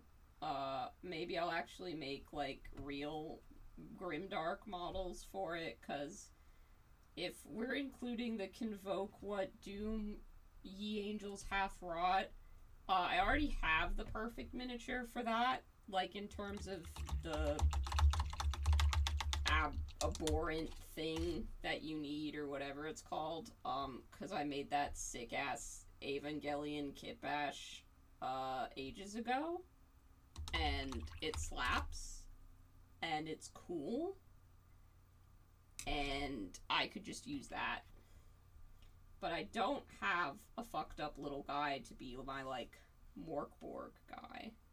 So I'd probably have to make one. Okay, come on. That's pretty good. That's pretty good. If I saw that driving down the street, I'd be like, what, Snack 28? I want to play it. It looks cool. I mean, I'd probably say that. I don't know. It looks like how I want it to look. And then on the other side, you have Welcome to Jelly Bean Junction. The dichotomy there. I think it's good. Okay. So, this one's already done. I can glue the frame on. Where did I put my super glue?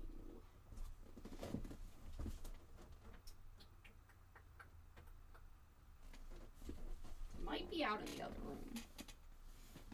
I'm super gluing something. Do I have more super glue than that? Cement is not gonna work. Nope. Alright, hang on. Be right back. Literally just a couple seconds. I'm grabbing super glue.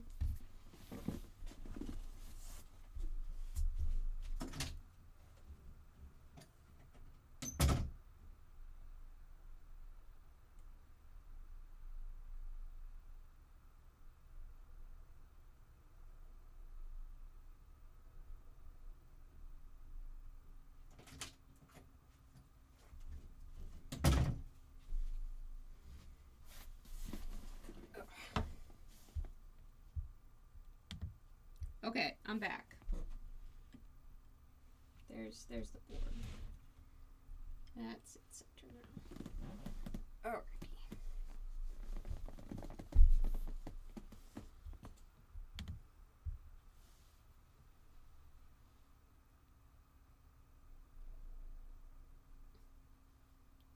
Yeah, with the grain, awesome. Yeah, the Ava kit bash I did is probably the best kit bash I have ever done and likely will ever do. I'm extremely proud of it. I love it. I'm sad that I just kind of did it and then didn't have a purpose for it. So the fact that it may yet serve any function is extremely exciting to me.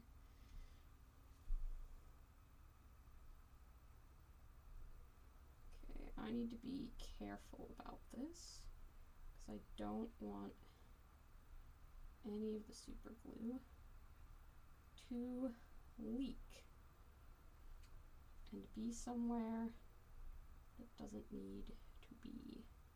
And I got that on the corner, which was extremely intelligent of me to do, because that's just going to glue it down to whatever surface it goes onto.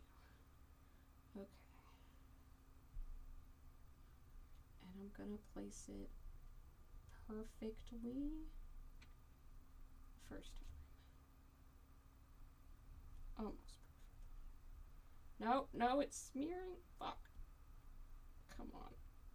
It's putting a frame. There we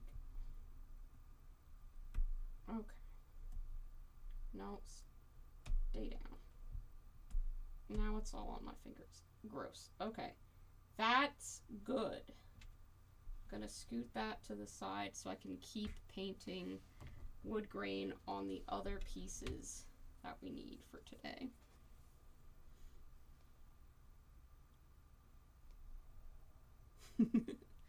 That's fair. I should try and do more kit bashes on occasion. I don't know if I will, but like even simple things like adding like I made these little plank tops to go on top of my houses that I have, just like my basic candy houses, so that they can be used flat without their roofs for more like dynamic gameplay scenarios. Even making these was pretty fun, and I mean they're extremely simple. I think that I just get in my head a lot about kit bashing, and I need to get out of it a little bit, because I can make stuff. It just takes more time and more thought, but hey, maybe for Morkborg, I'll kit bash a guy. Maybe I'll kit bash a guy. Cameron, can you confirm for me, you do need like a little guy for Morkborg, right?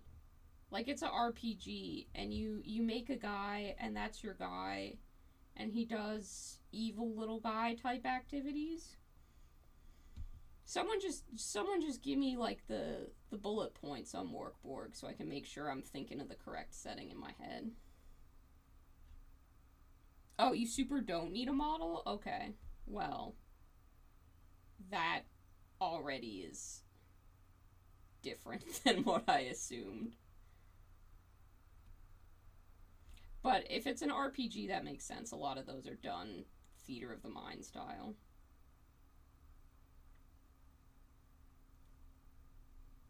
Rules like D&D. Okay. Am I allowed to make a little guy? I probably am. I'm gonna do it anyway. It's not gonna matter if we're just theater of the minding it, but do you know anyone else who would play Morkborg? I don't know why I'm trying to figure out the logistics of this on stream.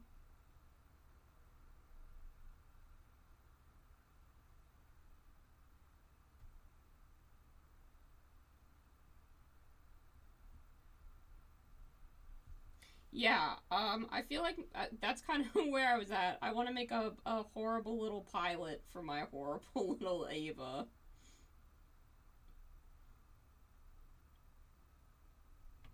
But, like, okay, we all know that the cover of Morkborg has that little goat guy, that demon thing on it.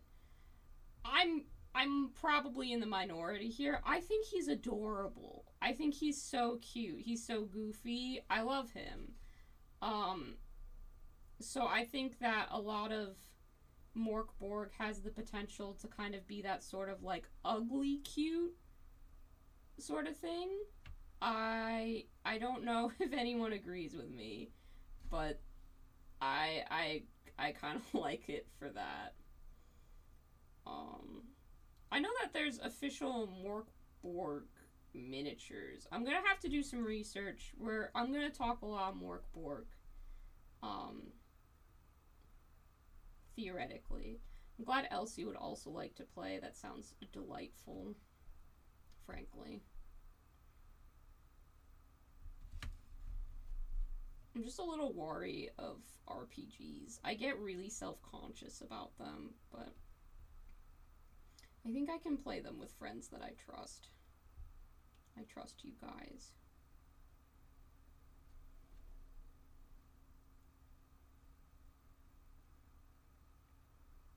Five Guys burger and fries. Yeah, we did play Dread Knights.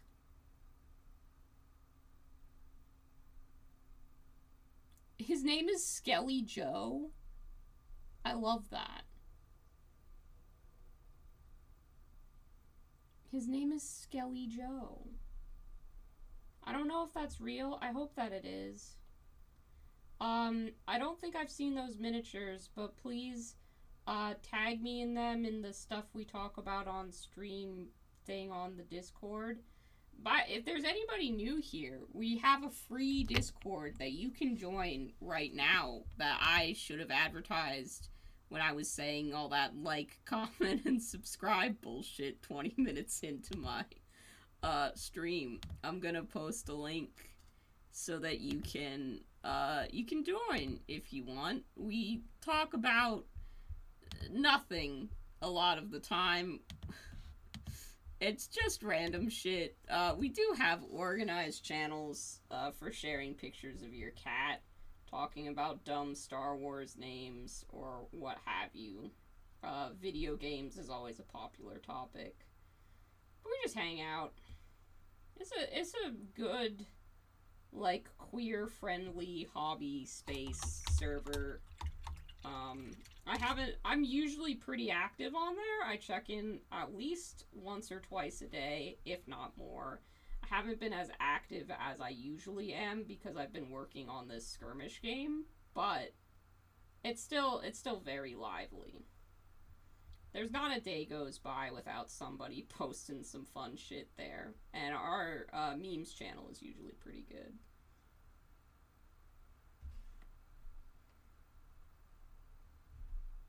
We are a special little band.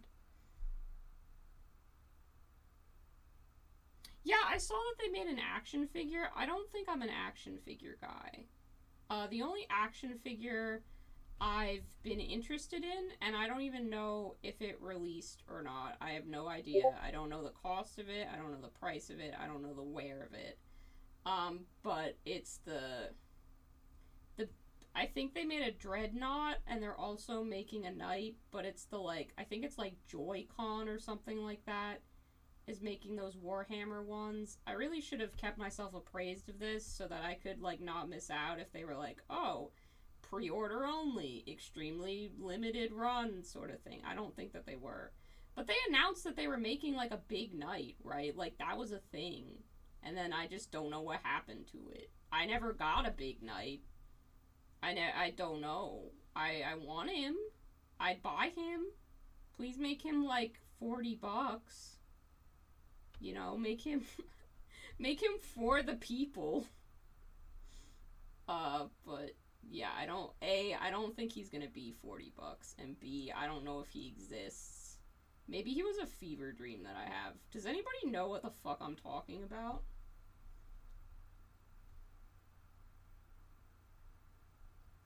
Joy Toy. Roz has confirmed that that is a company that exists.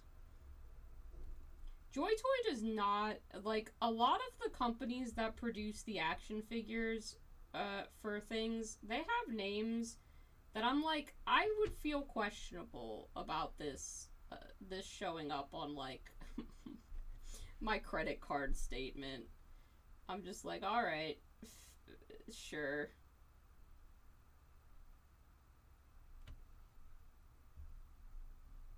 Drunk Brain says Skelly Joe action figure but Ava. That would be cool. Also, again, Roz, you are at a party. Go enjoy the party that you are at.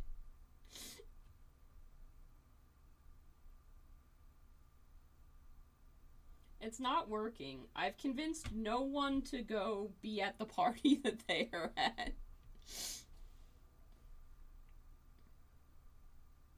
Hey, we've crossed the 2-hour mark. When's the last time I did a longer than 2-hour stream? I mean, that's not a fair question, really, because I haven't streamed a lot lately. So even then, it's like, yeah, when's the last time you streamed at fucking all fives? But hey, we're doing good. Maybe I just need to, instead of being like, I'm gonna do a base coating stream, I need to do stuff that I'm gonna actually sit and work on for a really long period of time because I want to see the finished product come together. Okay, cool. I think that's super glued together.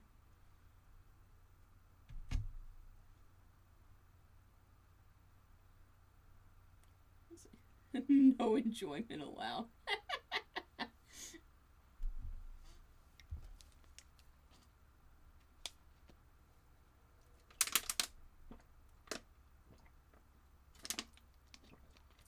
That's fair. I'm definitely seeing Discord messages. I promise I noticed them. The noise from that is happening. Usually I try and silence that, but I can't be bothered today. I'm in the zone, so just it is what it is.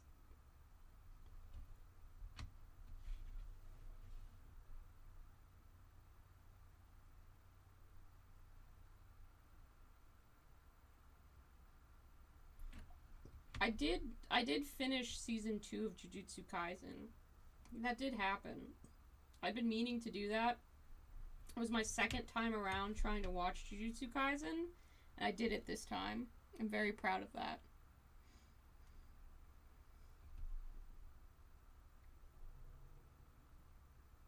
I won't, like, throw out any spoilers or anything, but the first 5 episodes of season 2 did not interest me pretty much at all, and then the rest of the season was extremely engrossing. As soon as the title music opening changed, I was hooked. I'm very interested to see what season 3 will hold. But I hope that MAPPA pays their animators better and doesn't have a ridiculous work schedule for them. So I hope it takes a good 3 or 4 years to come out, so that everybody has enough time to work on stuff and not be overworked, and that they make enough money doing the stuff that they do. That's my fond hope. Also, if we could have Chainsaw Man season 2, that would be great. You know what we are? We the universe, not me the person, are getting for Chainsaw Man content. This is where we're at, okay? Cause I'm patient, but I want content. Also, no, I have not read the manga. I will not be reading the manga unless they, like, cancel the series or something, because I just want to watch it and then I'll read it later. I know that's stupid and weird, but that's just how I am. We're getting a Halloween Horror Nights attraction at Universal Studios Japan. That's what we're getting. That's the content that I know is happening for Chainsaw Man that's new. Not anything about season 2 or the movie, just that Universal Studios Japan, anyone who goes there is going to be able to live my dream life and experience a Halloween attraction, which is probably the thing that I always want to be doing most. The best part is, apparently the plot of this is that you are going alongside the characters from Chainsaw Man to kill the Halloween Horror Nights devil, which is a phrase I love to say because, I mean, I think it's funny that in Chainsaw Man they're just killing the, like, whatever devil, like they kill the tomato devil and stuff like that. So the fact that now, canonically, there exists a Halloween Horror Nights devil, and low-key, I, like, am a fan of all the stupid Halloween Horror Nights lore and shit like that. It's just great. Sometimes I just love living in the weird little universe that I've been dropped into. Oh no, Soda! I hate that your computer crashed. Alright, go! Enjoy the party. It was great having you here, Roz. Have a good time. Thank you for tuning in. Also, thank you, Mari and Eric, for being here. You guys are a delight. Glad they're going to enjoy their party now. Makes me happy. But yeah, that's where I am with Chainsaw Man. And it's fine. I'm like it's gonna be fine. I'll watch people report to me live from Japan, where I cannot be because I frankly do not have the travel budget and also don't speak Japanese. Oh, sick! That's awesome, Dueling. I went to Halloween Horror Nights last year in Florida. And unfortunately, it was at the end of like a multi-day Disney theme park vacation, and I had a good time, but my anxiety was already running really high and we were all really tired. So I only ended up doing like one haunted house and then just hanging out in like the scare zone atmosphere sort of things, which were cool. It was fun watching all the scare actors and stuff. But I think at that point I was just very overwhelmed by the amount of vacationing that I had, like the amount of activity that I had done. So I was very tired.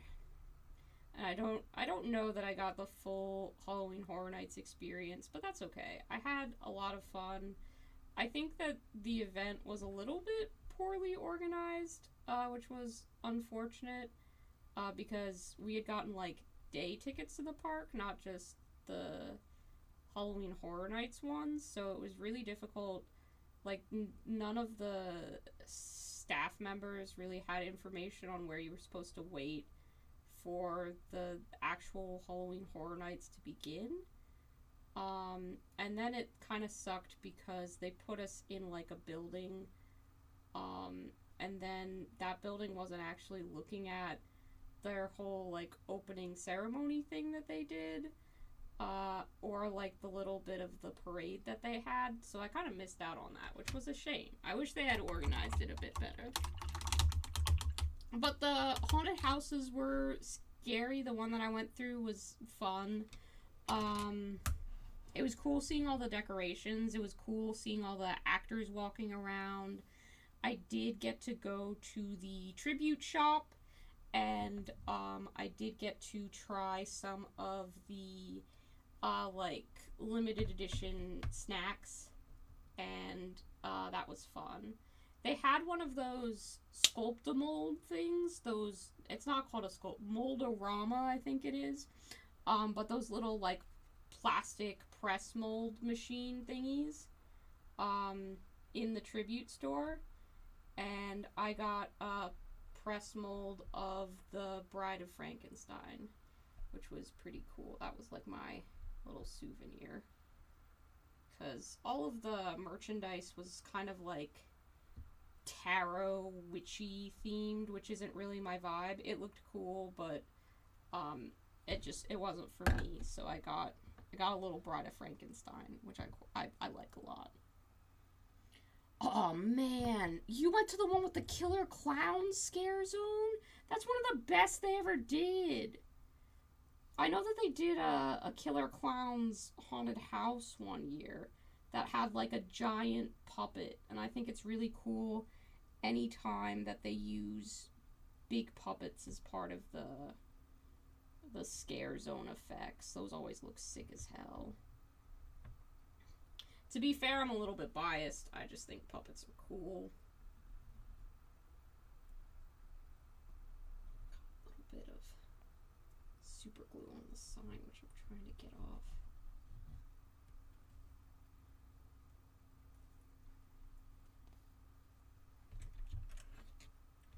Have sacrificial brushes that I can use to scrape that off.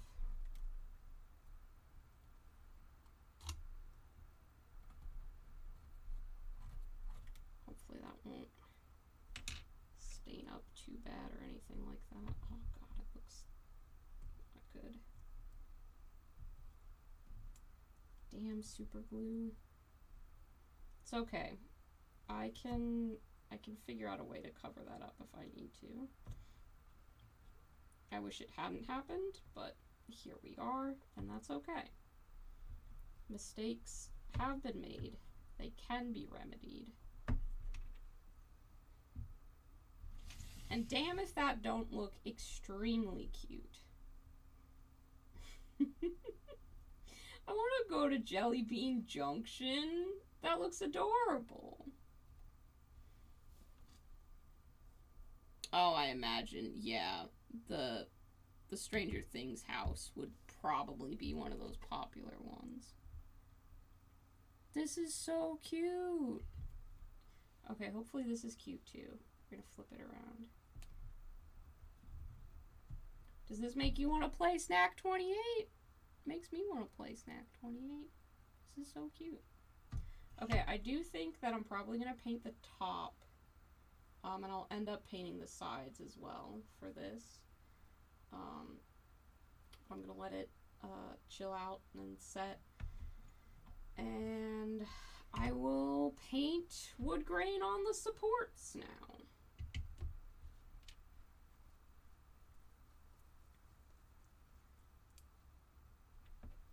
Oh, that's cool that you could buy the masks.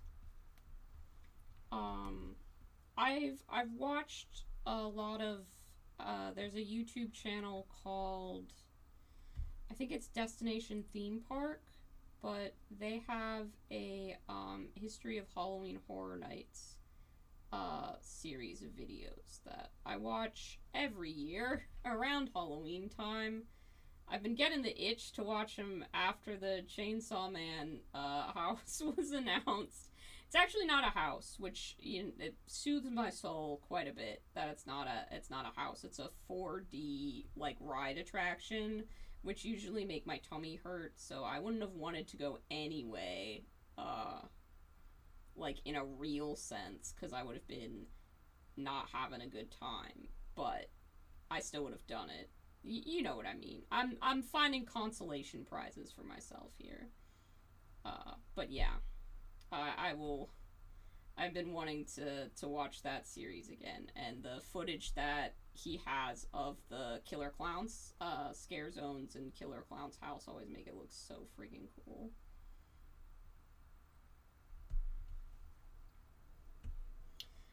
I do think that the original concepts tend to be more fun than the IPs. So like the big one that they had when I went was Last of Us. They had a Last of Us house. And my friend Joe went through that one. He said it was very good. again, I was just extremely burnt out, unfortunately. Which I'm hoping doesn't happen on the vacation that I'm about to take. But considering how much stuff I've scheduled, yikes, Fives. Relax. Spend some days not walking around and seeing everything, please, you fool.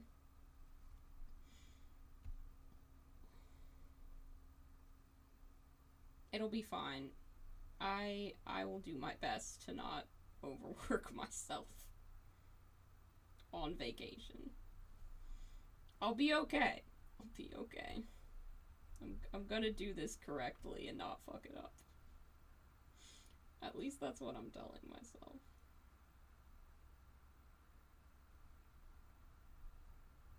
Yeah, in August. I'm very excited. Ireland, and I will have a few days in the Netherlands as well. I'm going to Efteling, the fantasy themed theme park there, which looks so beautiful and so whimsical and so magical that I don't actually believe that it's real.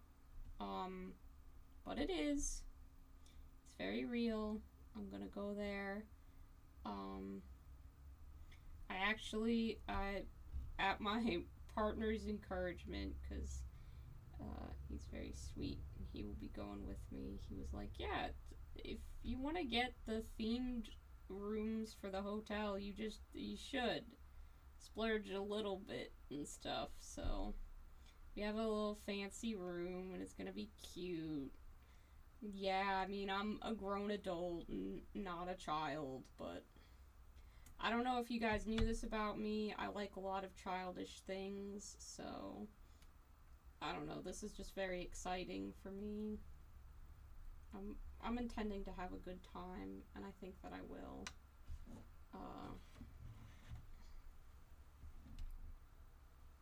But yeah, I'm nervous. I'm excited. All just like good nervous excitement, not bad nervous excitement. God. I know how to talk. I know how to talk and put thoughts and sentences together. Jesus, it's already 9:07. I've been going for a while now. Hopefully these supports don't take all that long to put together. Yeah, that super glue dried up extremely unfortunately. So I'll have to see what I can do to paint over that and cover it up.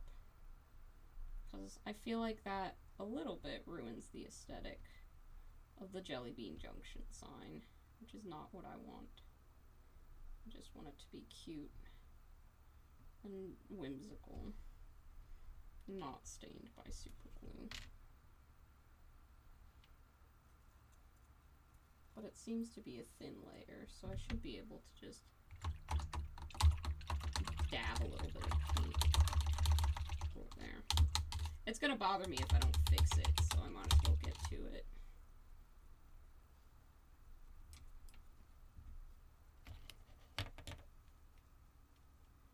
I would love to see you at Adepticon. That would be so cool. Dueling, remind me what part of the world you're from, because I don't remember. I apologize, but there are a lot of lovely hobbyists in this community. It can be difficult to keep track of country of origin.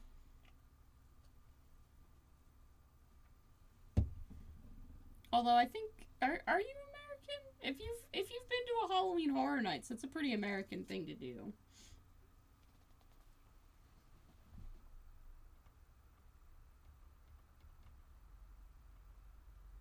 Been to and are relatively familiar, it seems, with Halloween Horror Nights.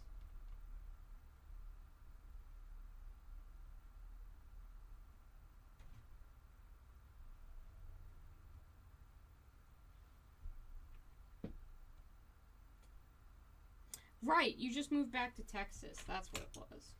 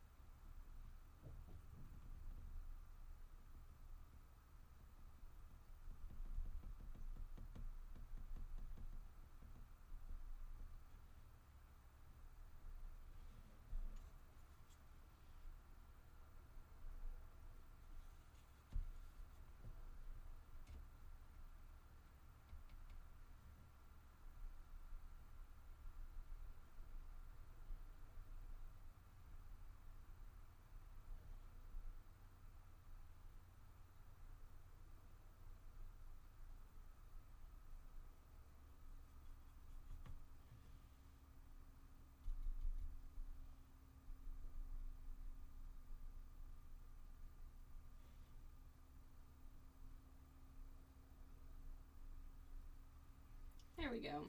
I think that'll do. Is it perfect? No. Not at all. But I think it blends together nicely enough. It won't stand out all that much. I think we'll be okay.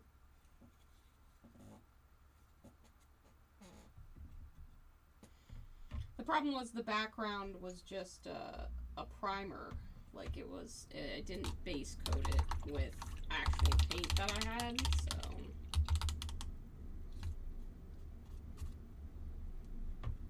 Might look a little different, but I think when it's up on the sign, yeah, that should be okay. Back to what I was doing. Am I doing Gen Con this year? No, unfortunately I am not. I liked the community of Gen Con. Everybody there was very sweet, very lovely, very nice. I did find the size and scope of it pretty overwhelming, and it was a lot more expensive for me than Adepticon, so I don't know that I'll be doing Gen Con with any of the frequency that I go to Adepticon. I think the particular miniature painting community that exists at Adepticon is really one that I have gotten used to and accustomed to and really enjoy, and know like where to be a part of the things that are happening.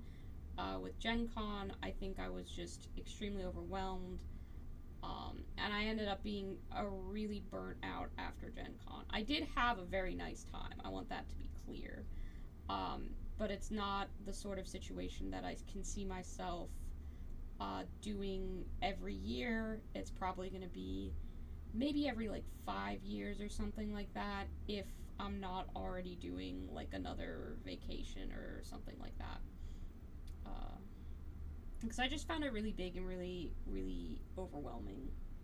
It's a shame though. I would love to see you again, Goober. I really would. And also Malifaux has a really cool set that they're launching at Gen Con. I'm hoping it's not like a Gen Con exclusive or anything like that. But I really want to get my hands on it, because it's like a Alice in Wonderland themed one. And I just think it's neat. And the little playing cards I think are so cute. Little playing card guys I really like. I want to paint them. Not that I need to be buying more miniatures, but I want those miniatures and I don't have them.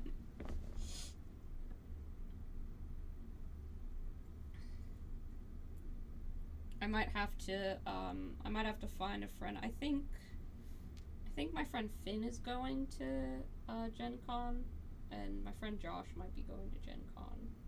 So I might ask them to pick it up for me. I'm not sure. I need to see where I'm at financially, and I don't even know when Gen Con is this year, but I feel like it's gonna be here soon before I know it.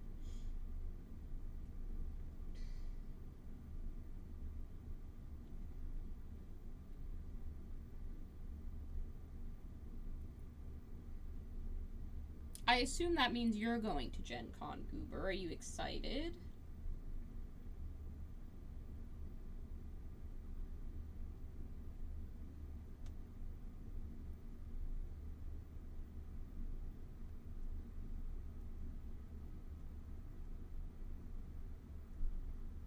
End of this month. Oh, rad. Okay, that's cool.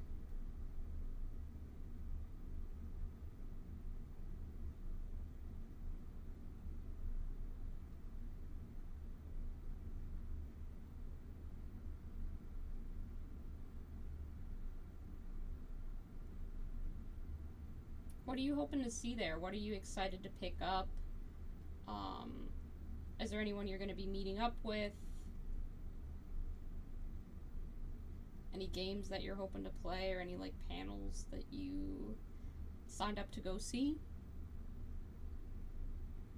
Oh, sick! It's a work thing, so you'll be doing lots for that. Awesome. That makes sense.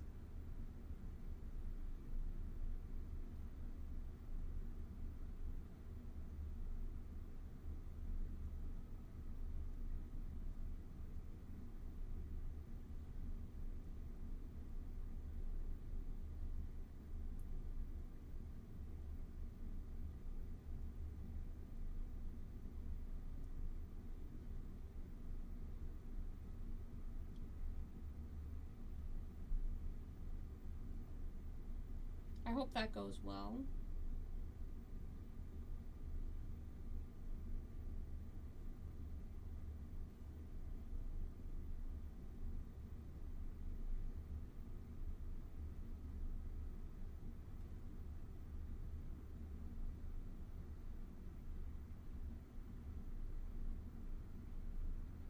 Gonna demo some stuff, maybe Everyday Arcana. Okay, cool.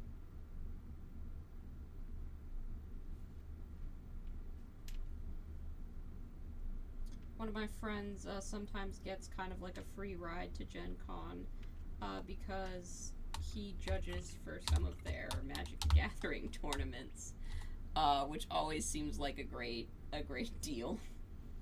I don't know if it ends up being free because I'm pretty sure he just goes and then spends all the money that he's made being a judge at buying more Magic cards.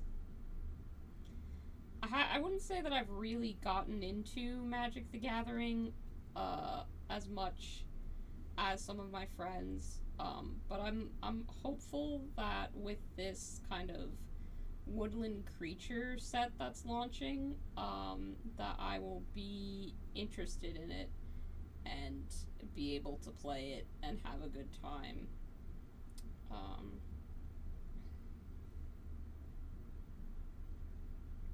I think part of my disconnect is that I like to pick things based on aesthetic and not necessarily functionality, which shouldn't surprise anybody who has been hanging out on my streams, channel, Discord. It is very much a form over function kind of game that I'm playing. I don't think I ever once picked a Warhammer model for it being useful on the tabletop. I think it was entirely, that looks fun as hell to paint, and I would like to paint it.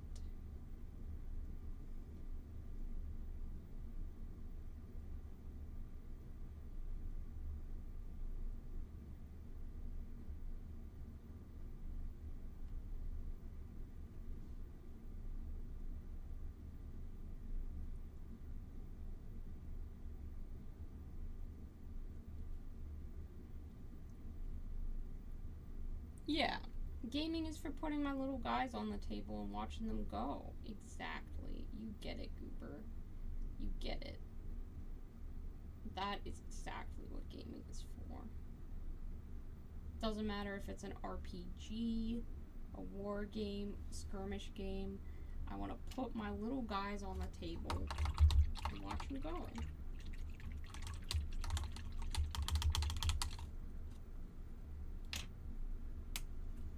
Alright, and with that, we've finished painting the supports, which means we can get this all glued together, which is exciting as hell.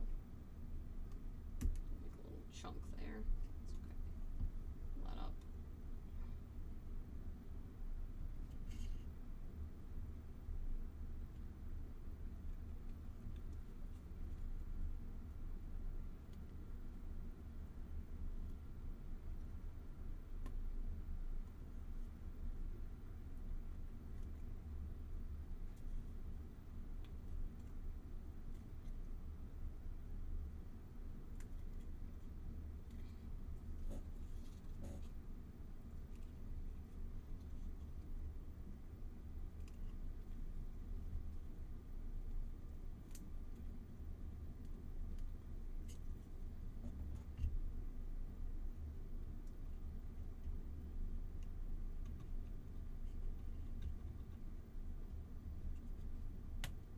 I think adding paint to these has made them slightly thicker than perhaps they're intended to be, so they're not fitting in as perfectly as I would like them to.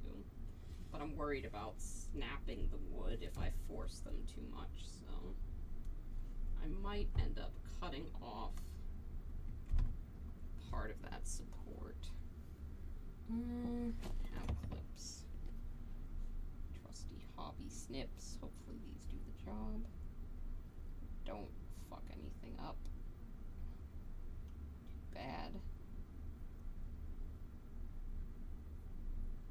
Just trying to shave a little bit off.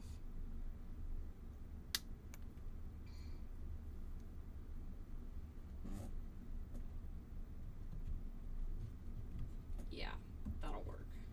Okay, good. Alright, so let's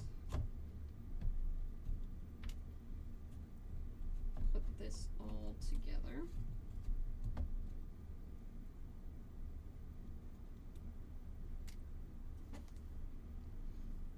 This is very exciting. I like when stuff all come together. It's all ready to go. Just gotta put in the glue. Then it'll be finished thing. That go in there. Little bit of glue along here. And this goes here.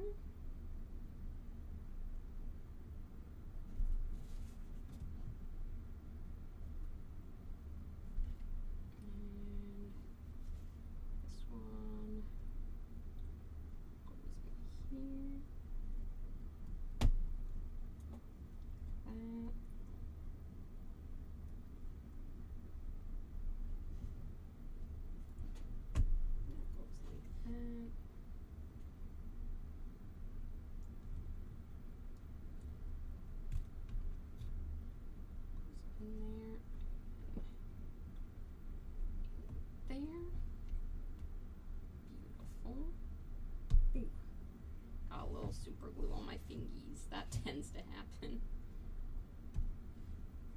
Okay, then theoretically these should also fit in perfectly, which I think they will.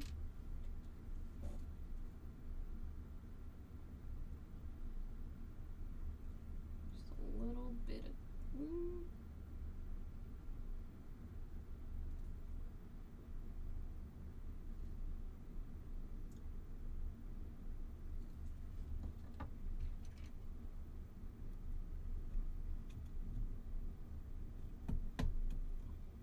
You're probably not supposed to put this much freehand on your terrain, but I think you should do whatever you want.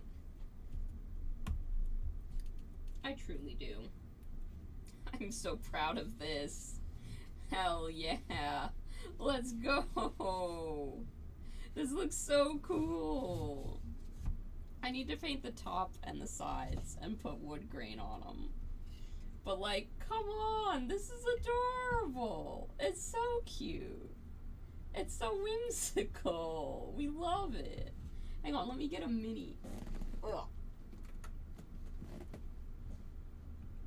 Yeah, and then the little minis can be up here. They can play on the terrain. Oh, you guys can't see it super great from that angle. Hang on, let me. Right? Are you kidding? Are you kidding? And then, welcome to Jelly Bean Junction. Population me. Being very happy. Look. And then he's like here. Like, are you kidding? That's so cute. That's so whimsical. That's so cute. I just love it. It's so adorable. It makes me so happy. I'm gonna finish up the top and the sides because I really want this to just be completed tonight. And I'm having a good time. Yes, if you come to Adepticon, bring a snack and we can play.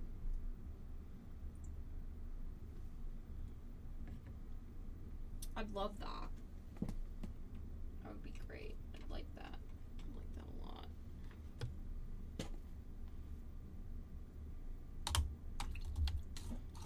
I'll have, I should be able to bring the terrain, the monsters, the board, everything else that's needed for, like, obviously I'll have models, as well, but if you want to bring your own, that's fine.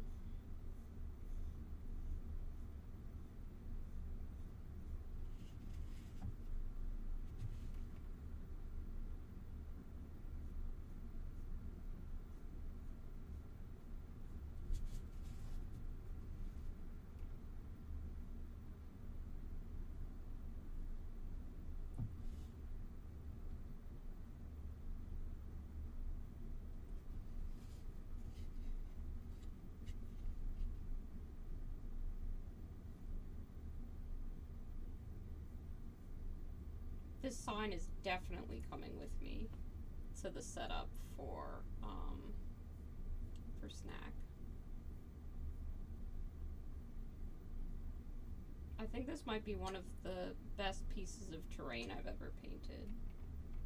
And the funny thing is, I picked up these billboards on a whim at my first Adepticon. Didn't have any idea what I'd be using them for. I sent one to a friend. I've painted up one before for a Borderlands diorama. And I have this one that I just painted up.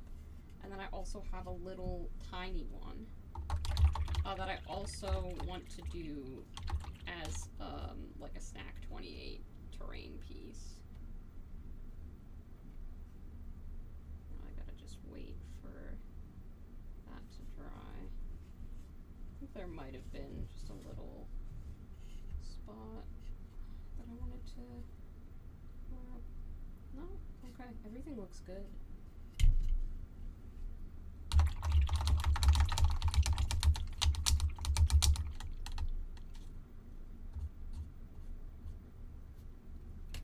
I know, I know I'm gonna keep saying it, but like, it's just so cute! Oh my goodness. I'm excited to put it with all of my terrain. I'm excited to use it when playing games. It's so perfect. This is exactly what I was hoping it would look like. And like, ugh. This is my favorite guy. This is obviously the guy that I've designed for Snack 28. And he looks perfect. Like I'm leaning this back, but he looks perfect with this as a backdrop. Like he lives in Jelly Bean Junction, and that's cute. But then I also am thinking about like kind of attaching one of him here, like one that maybe is painted up just in the white and black, because I can stick it like on the sign somewhere, you know, like one of those mascots. I'm considering putting one here, but I actually think that with what I've painted, I don't need to, because I don't think he'd fit without covering up some of the sign. But I could maybe attach him to the top, because sometimes they do that with advertisements. Gotta set him down somewhere. He got a little bit of teal on his butt, so I need to repaint that area. He's fine. He didn't get any paint on him, but I just need to fix that area up at the top. It's okay.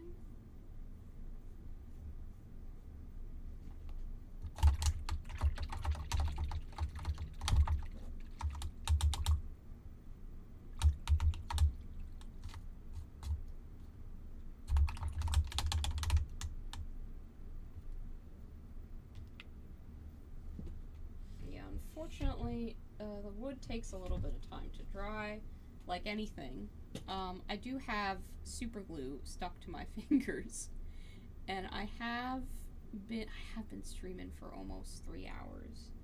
Just because I don't know how long it's actually going to take for the wood to dry, I might call it here, which is a shame. I did want to finish this up tonight, but it's really just going to be me painting in some wood grain. This side's dry. Hang on, we can do this. We're not gonna call it defeat. We're too close. We're too close. That side's dry. Probably by the time I finish painting it, the other side will be dry, and then the top will be dry. We can do this.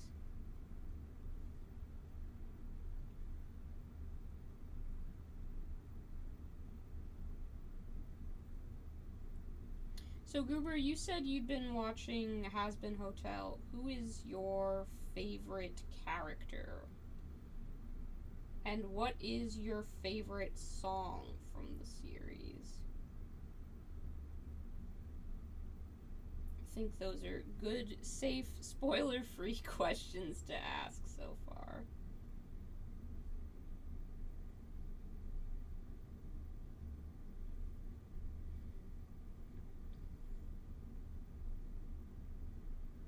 if I am honest with you, I prefer its sister series on YouTube by the same creator.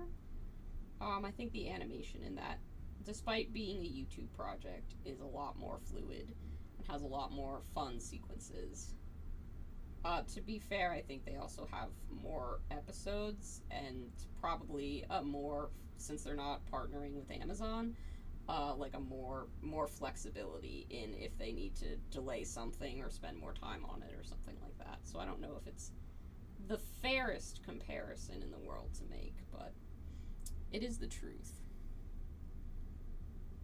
Oh, okay. You were not. It was someone else. I apologize. It's like you can see, I've been streaming for 3 hours. Okay, you've watched Helluva Boss then. I don't know who it was. If you're still here, wait, I can scroll all the way back in the chat.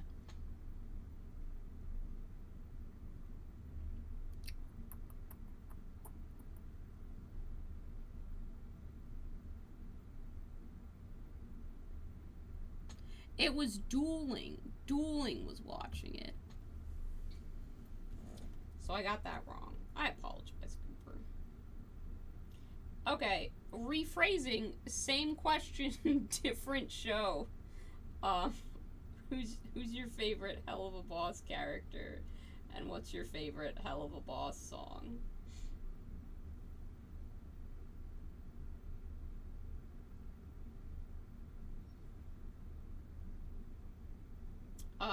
I would have to say, just because of how I feel about my job, 2 minutes notice would far and away be my favorite song.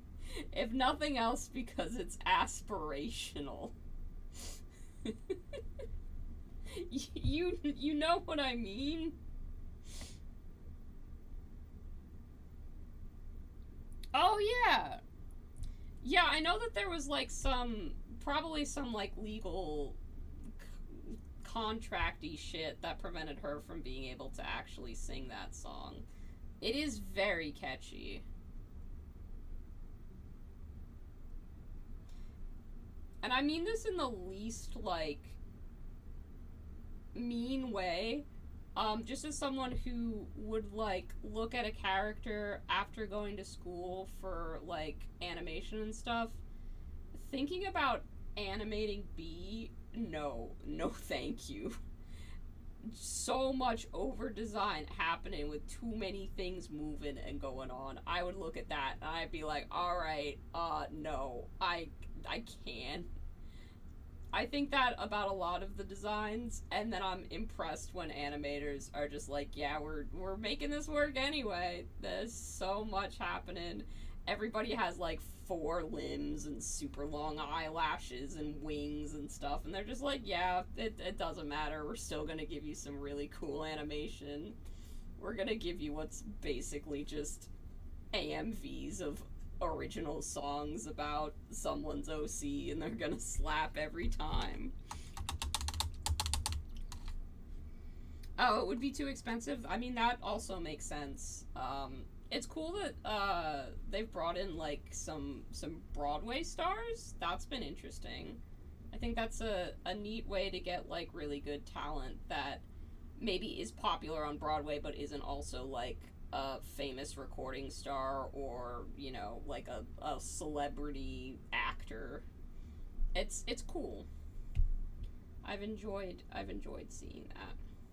I'm also really excited because Patrick Page is supposed to be in one of the upcoming episodes, and he did the voice of Hades in Hades Town. And I got to see that live with the original Broadway cast, and it is a favorite of mine. So I really am excited to see. I don't know what he's gonna do or what, but I hope that they let him sing, because I feel like it would be a waste and a shame if he didn't get a song. I assume that he will. Does that make B your favorite Helluva Boss character?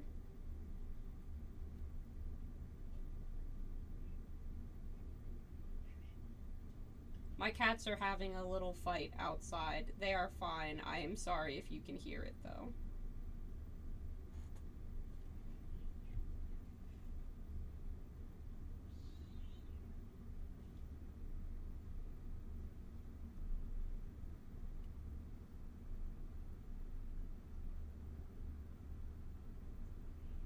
If I'm not careful talking about all these songs, I'll get those stuck in my head. Which I guess will be a nice change from the songs I currently have stuck in my head. Yeah, it would be cool if she were in more episodes. I'm assuming they just can't afford to get Kesha back that frequently. That would be my assumption, which, you know, is both understandable and also a shame, because she seems fun. Moxie's cool. I think the only episode where I was really like, man, I don't like Moxie as a character was the, like, summer camp episode. I thought that that was one of the weaker ones for Moxie, but I've really enjoyed that character in pretty much every other scene, especially the one where he's giving that super complicated coffee order in, like, the interrogation room. That's pretty funny. I had a good laugh about that one.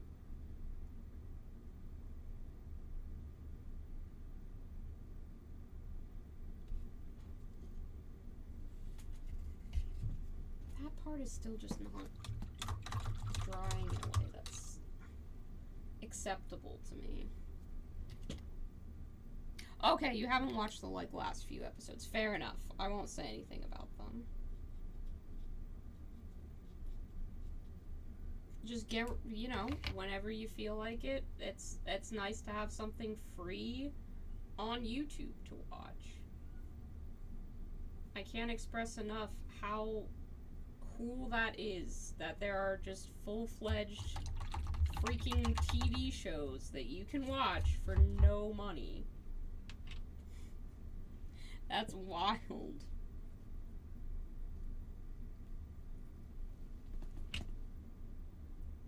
Maybe it's the paint that's watering? It's just coming out with, like, the wrong texture all of a sudden. I don't know what's going on.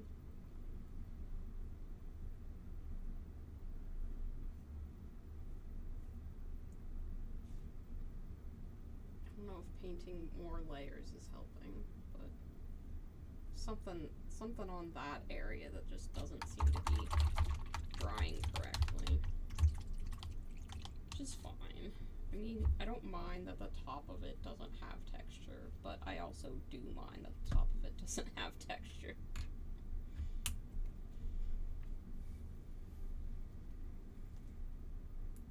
Realistically, though, I think this looks good, and I'm in a place where I can stop, because I think that just needs to dry correctly. Because something's happening there that I don't understand, and if I keep messing with it, I could make it worse. So for now, I think that's going to be it. We went for almost 3 hours. We had some good talks. We got a ton of work done on this beautiful terrain piece. I got to do lots of freehand. I got to talk about Snack 28. That's a pretty good day. Like, comment, subscribe, join our Discord if you want to. Just be good to yourselves. I really appreciate spending so much time with you. Thanks for being here. Have a good night.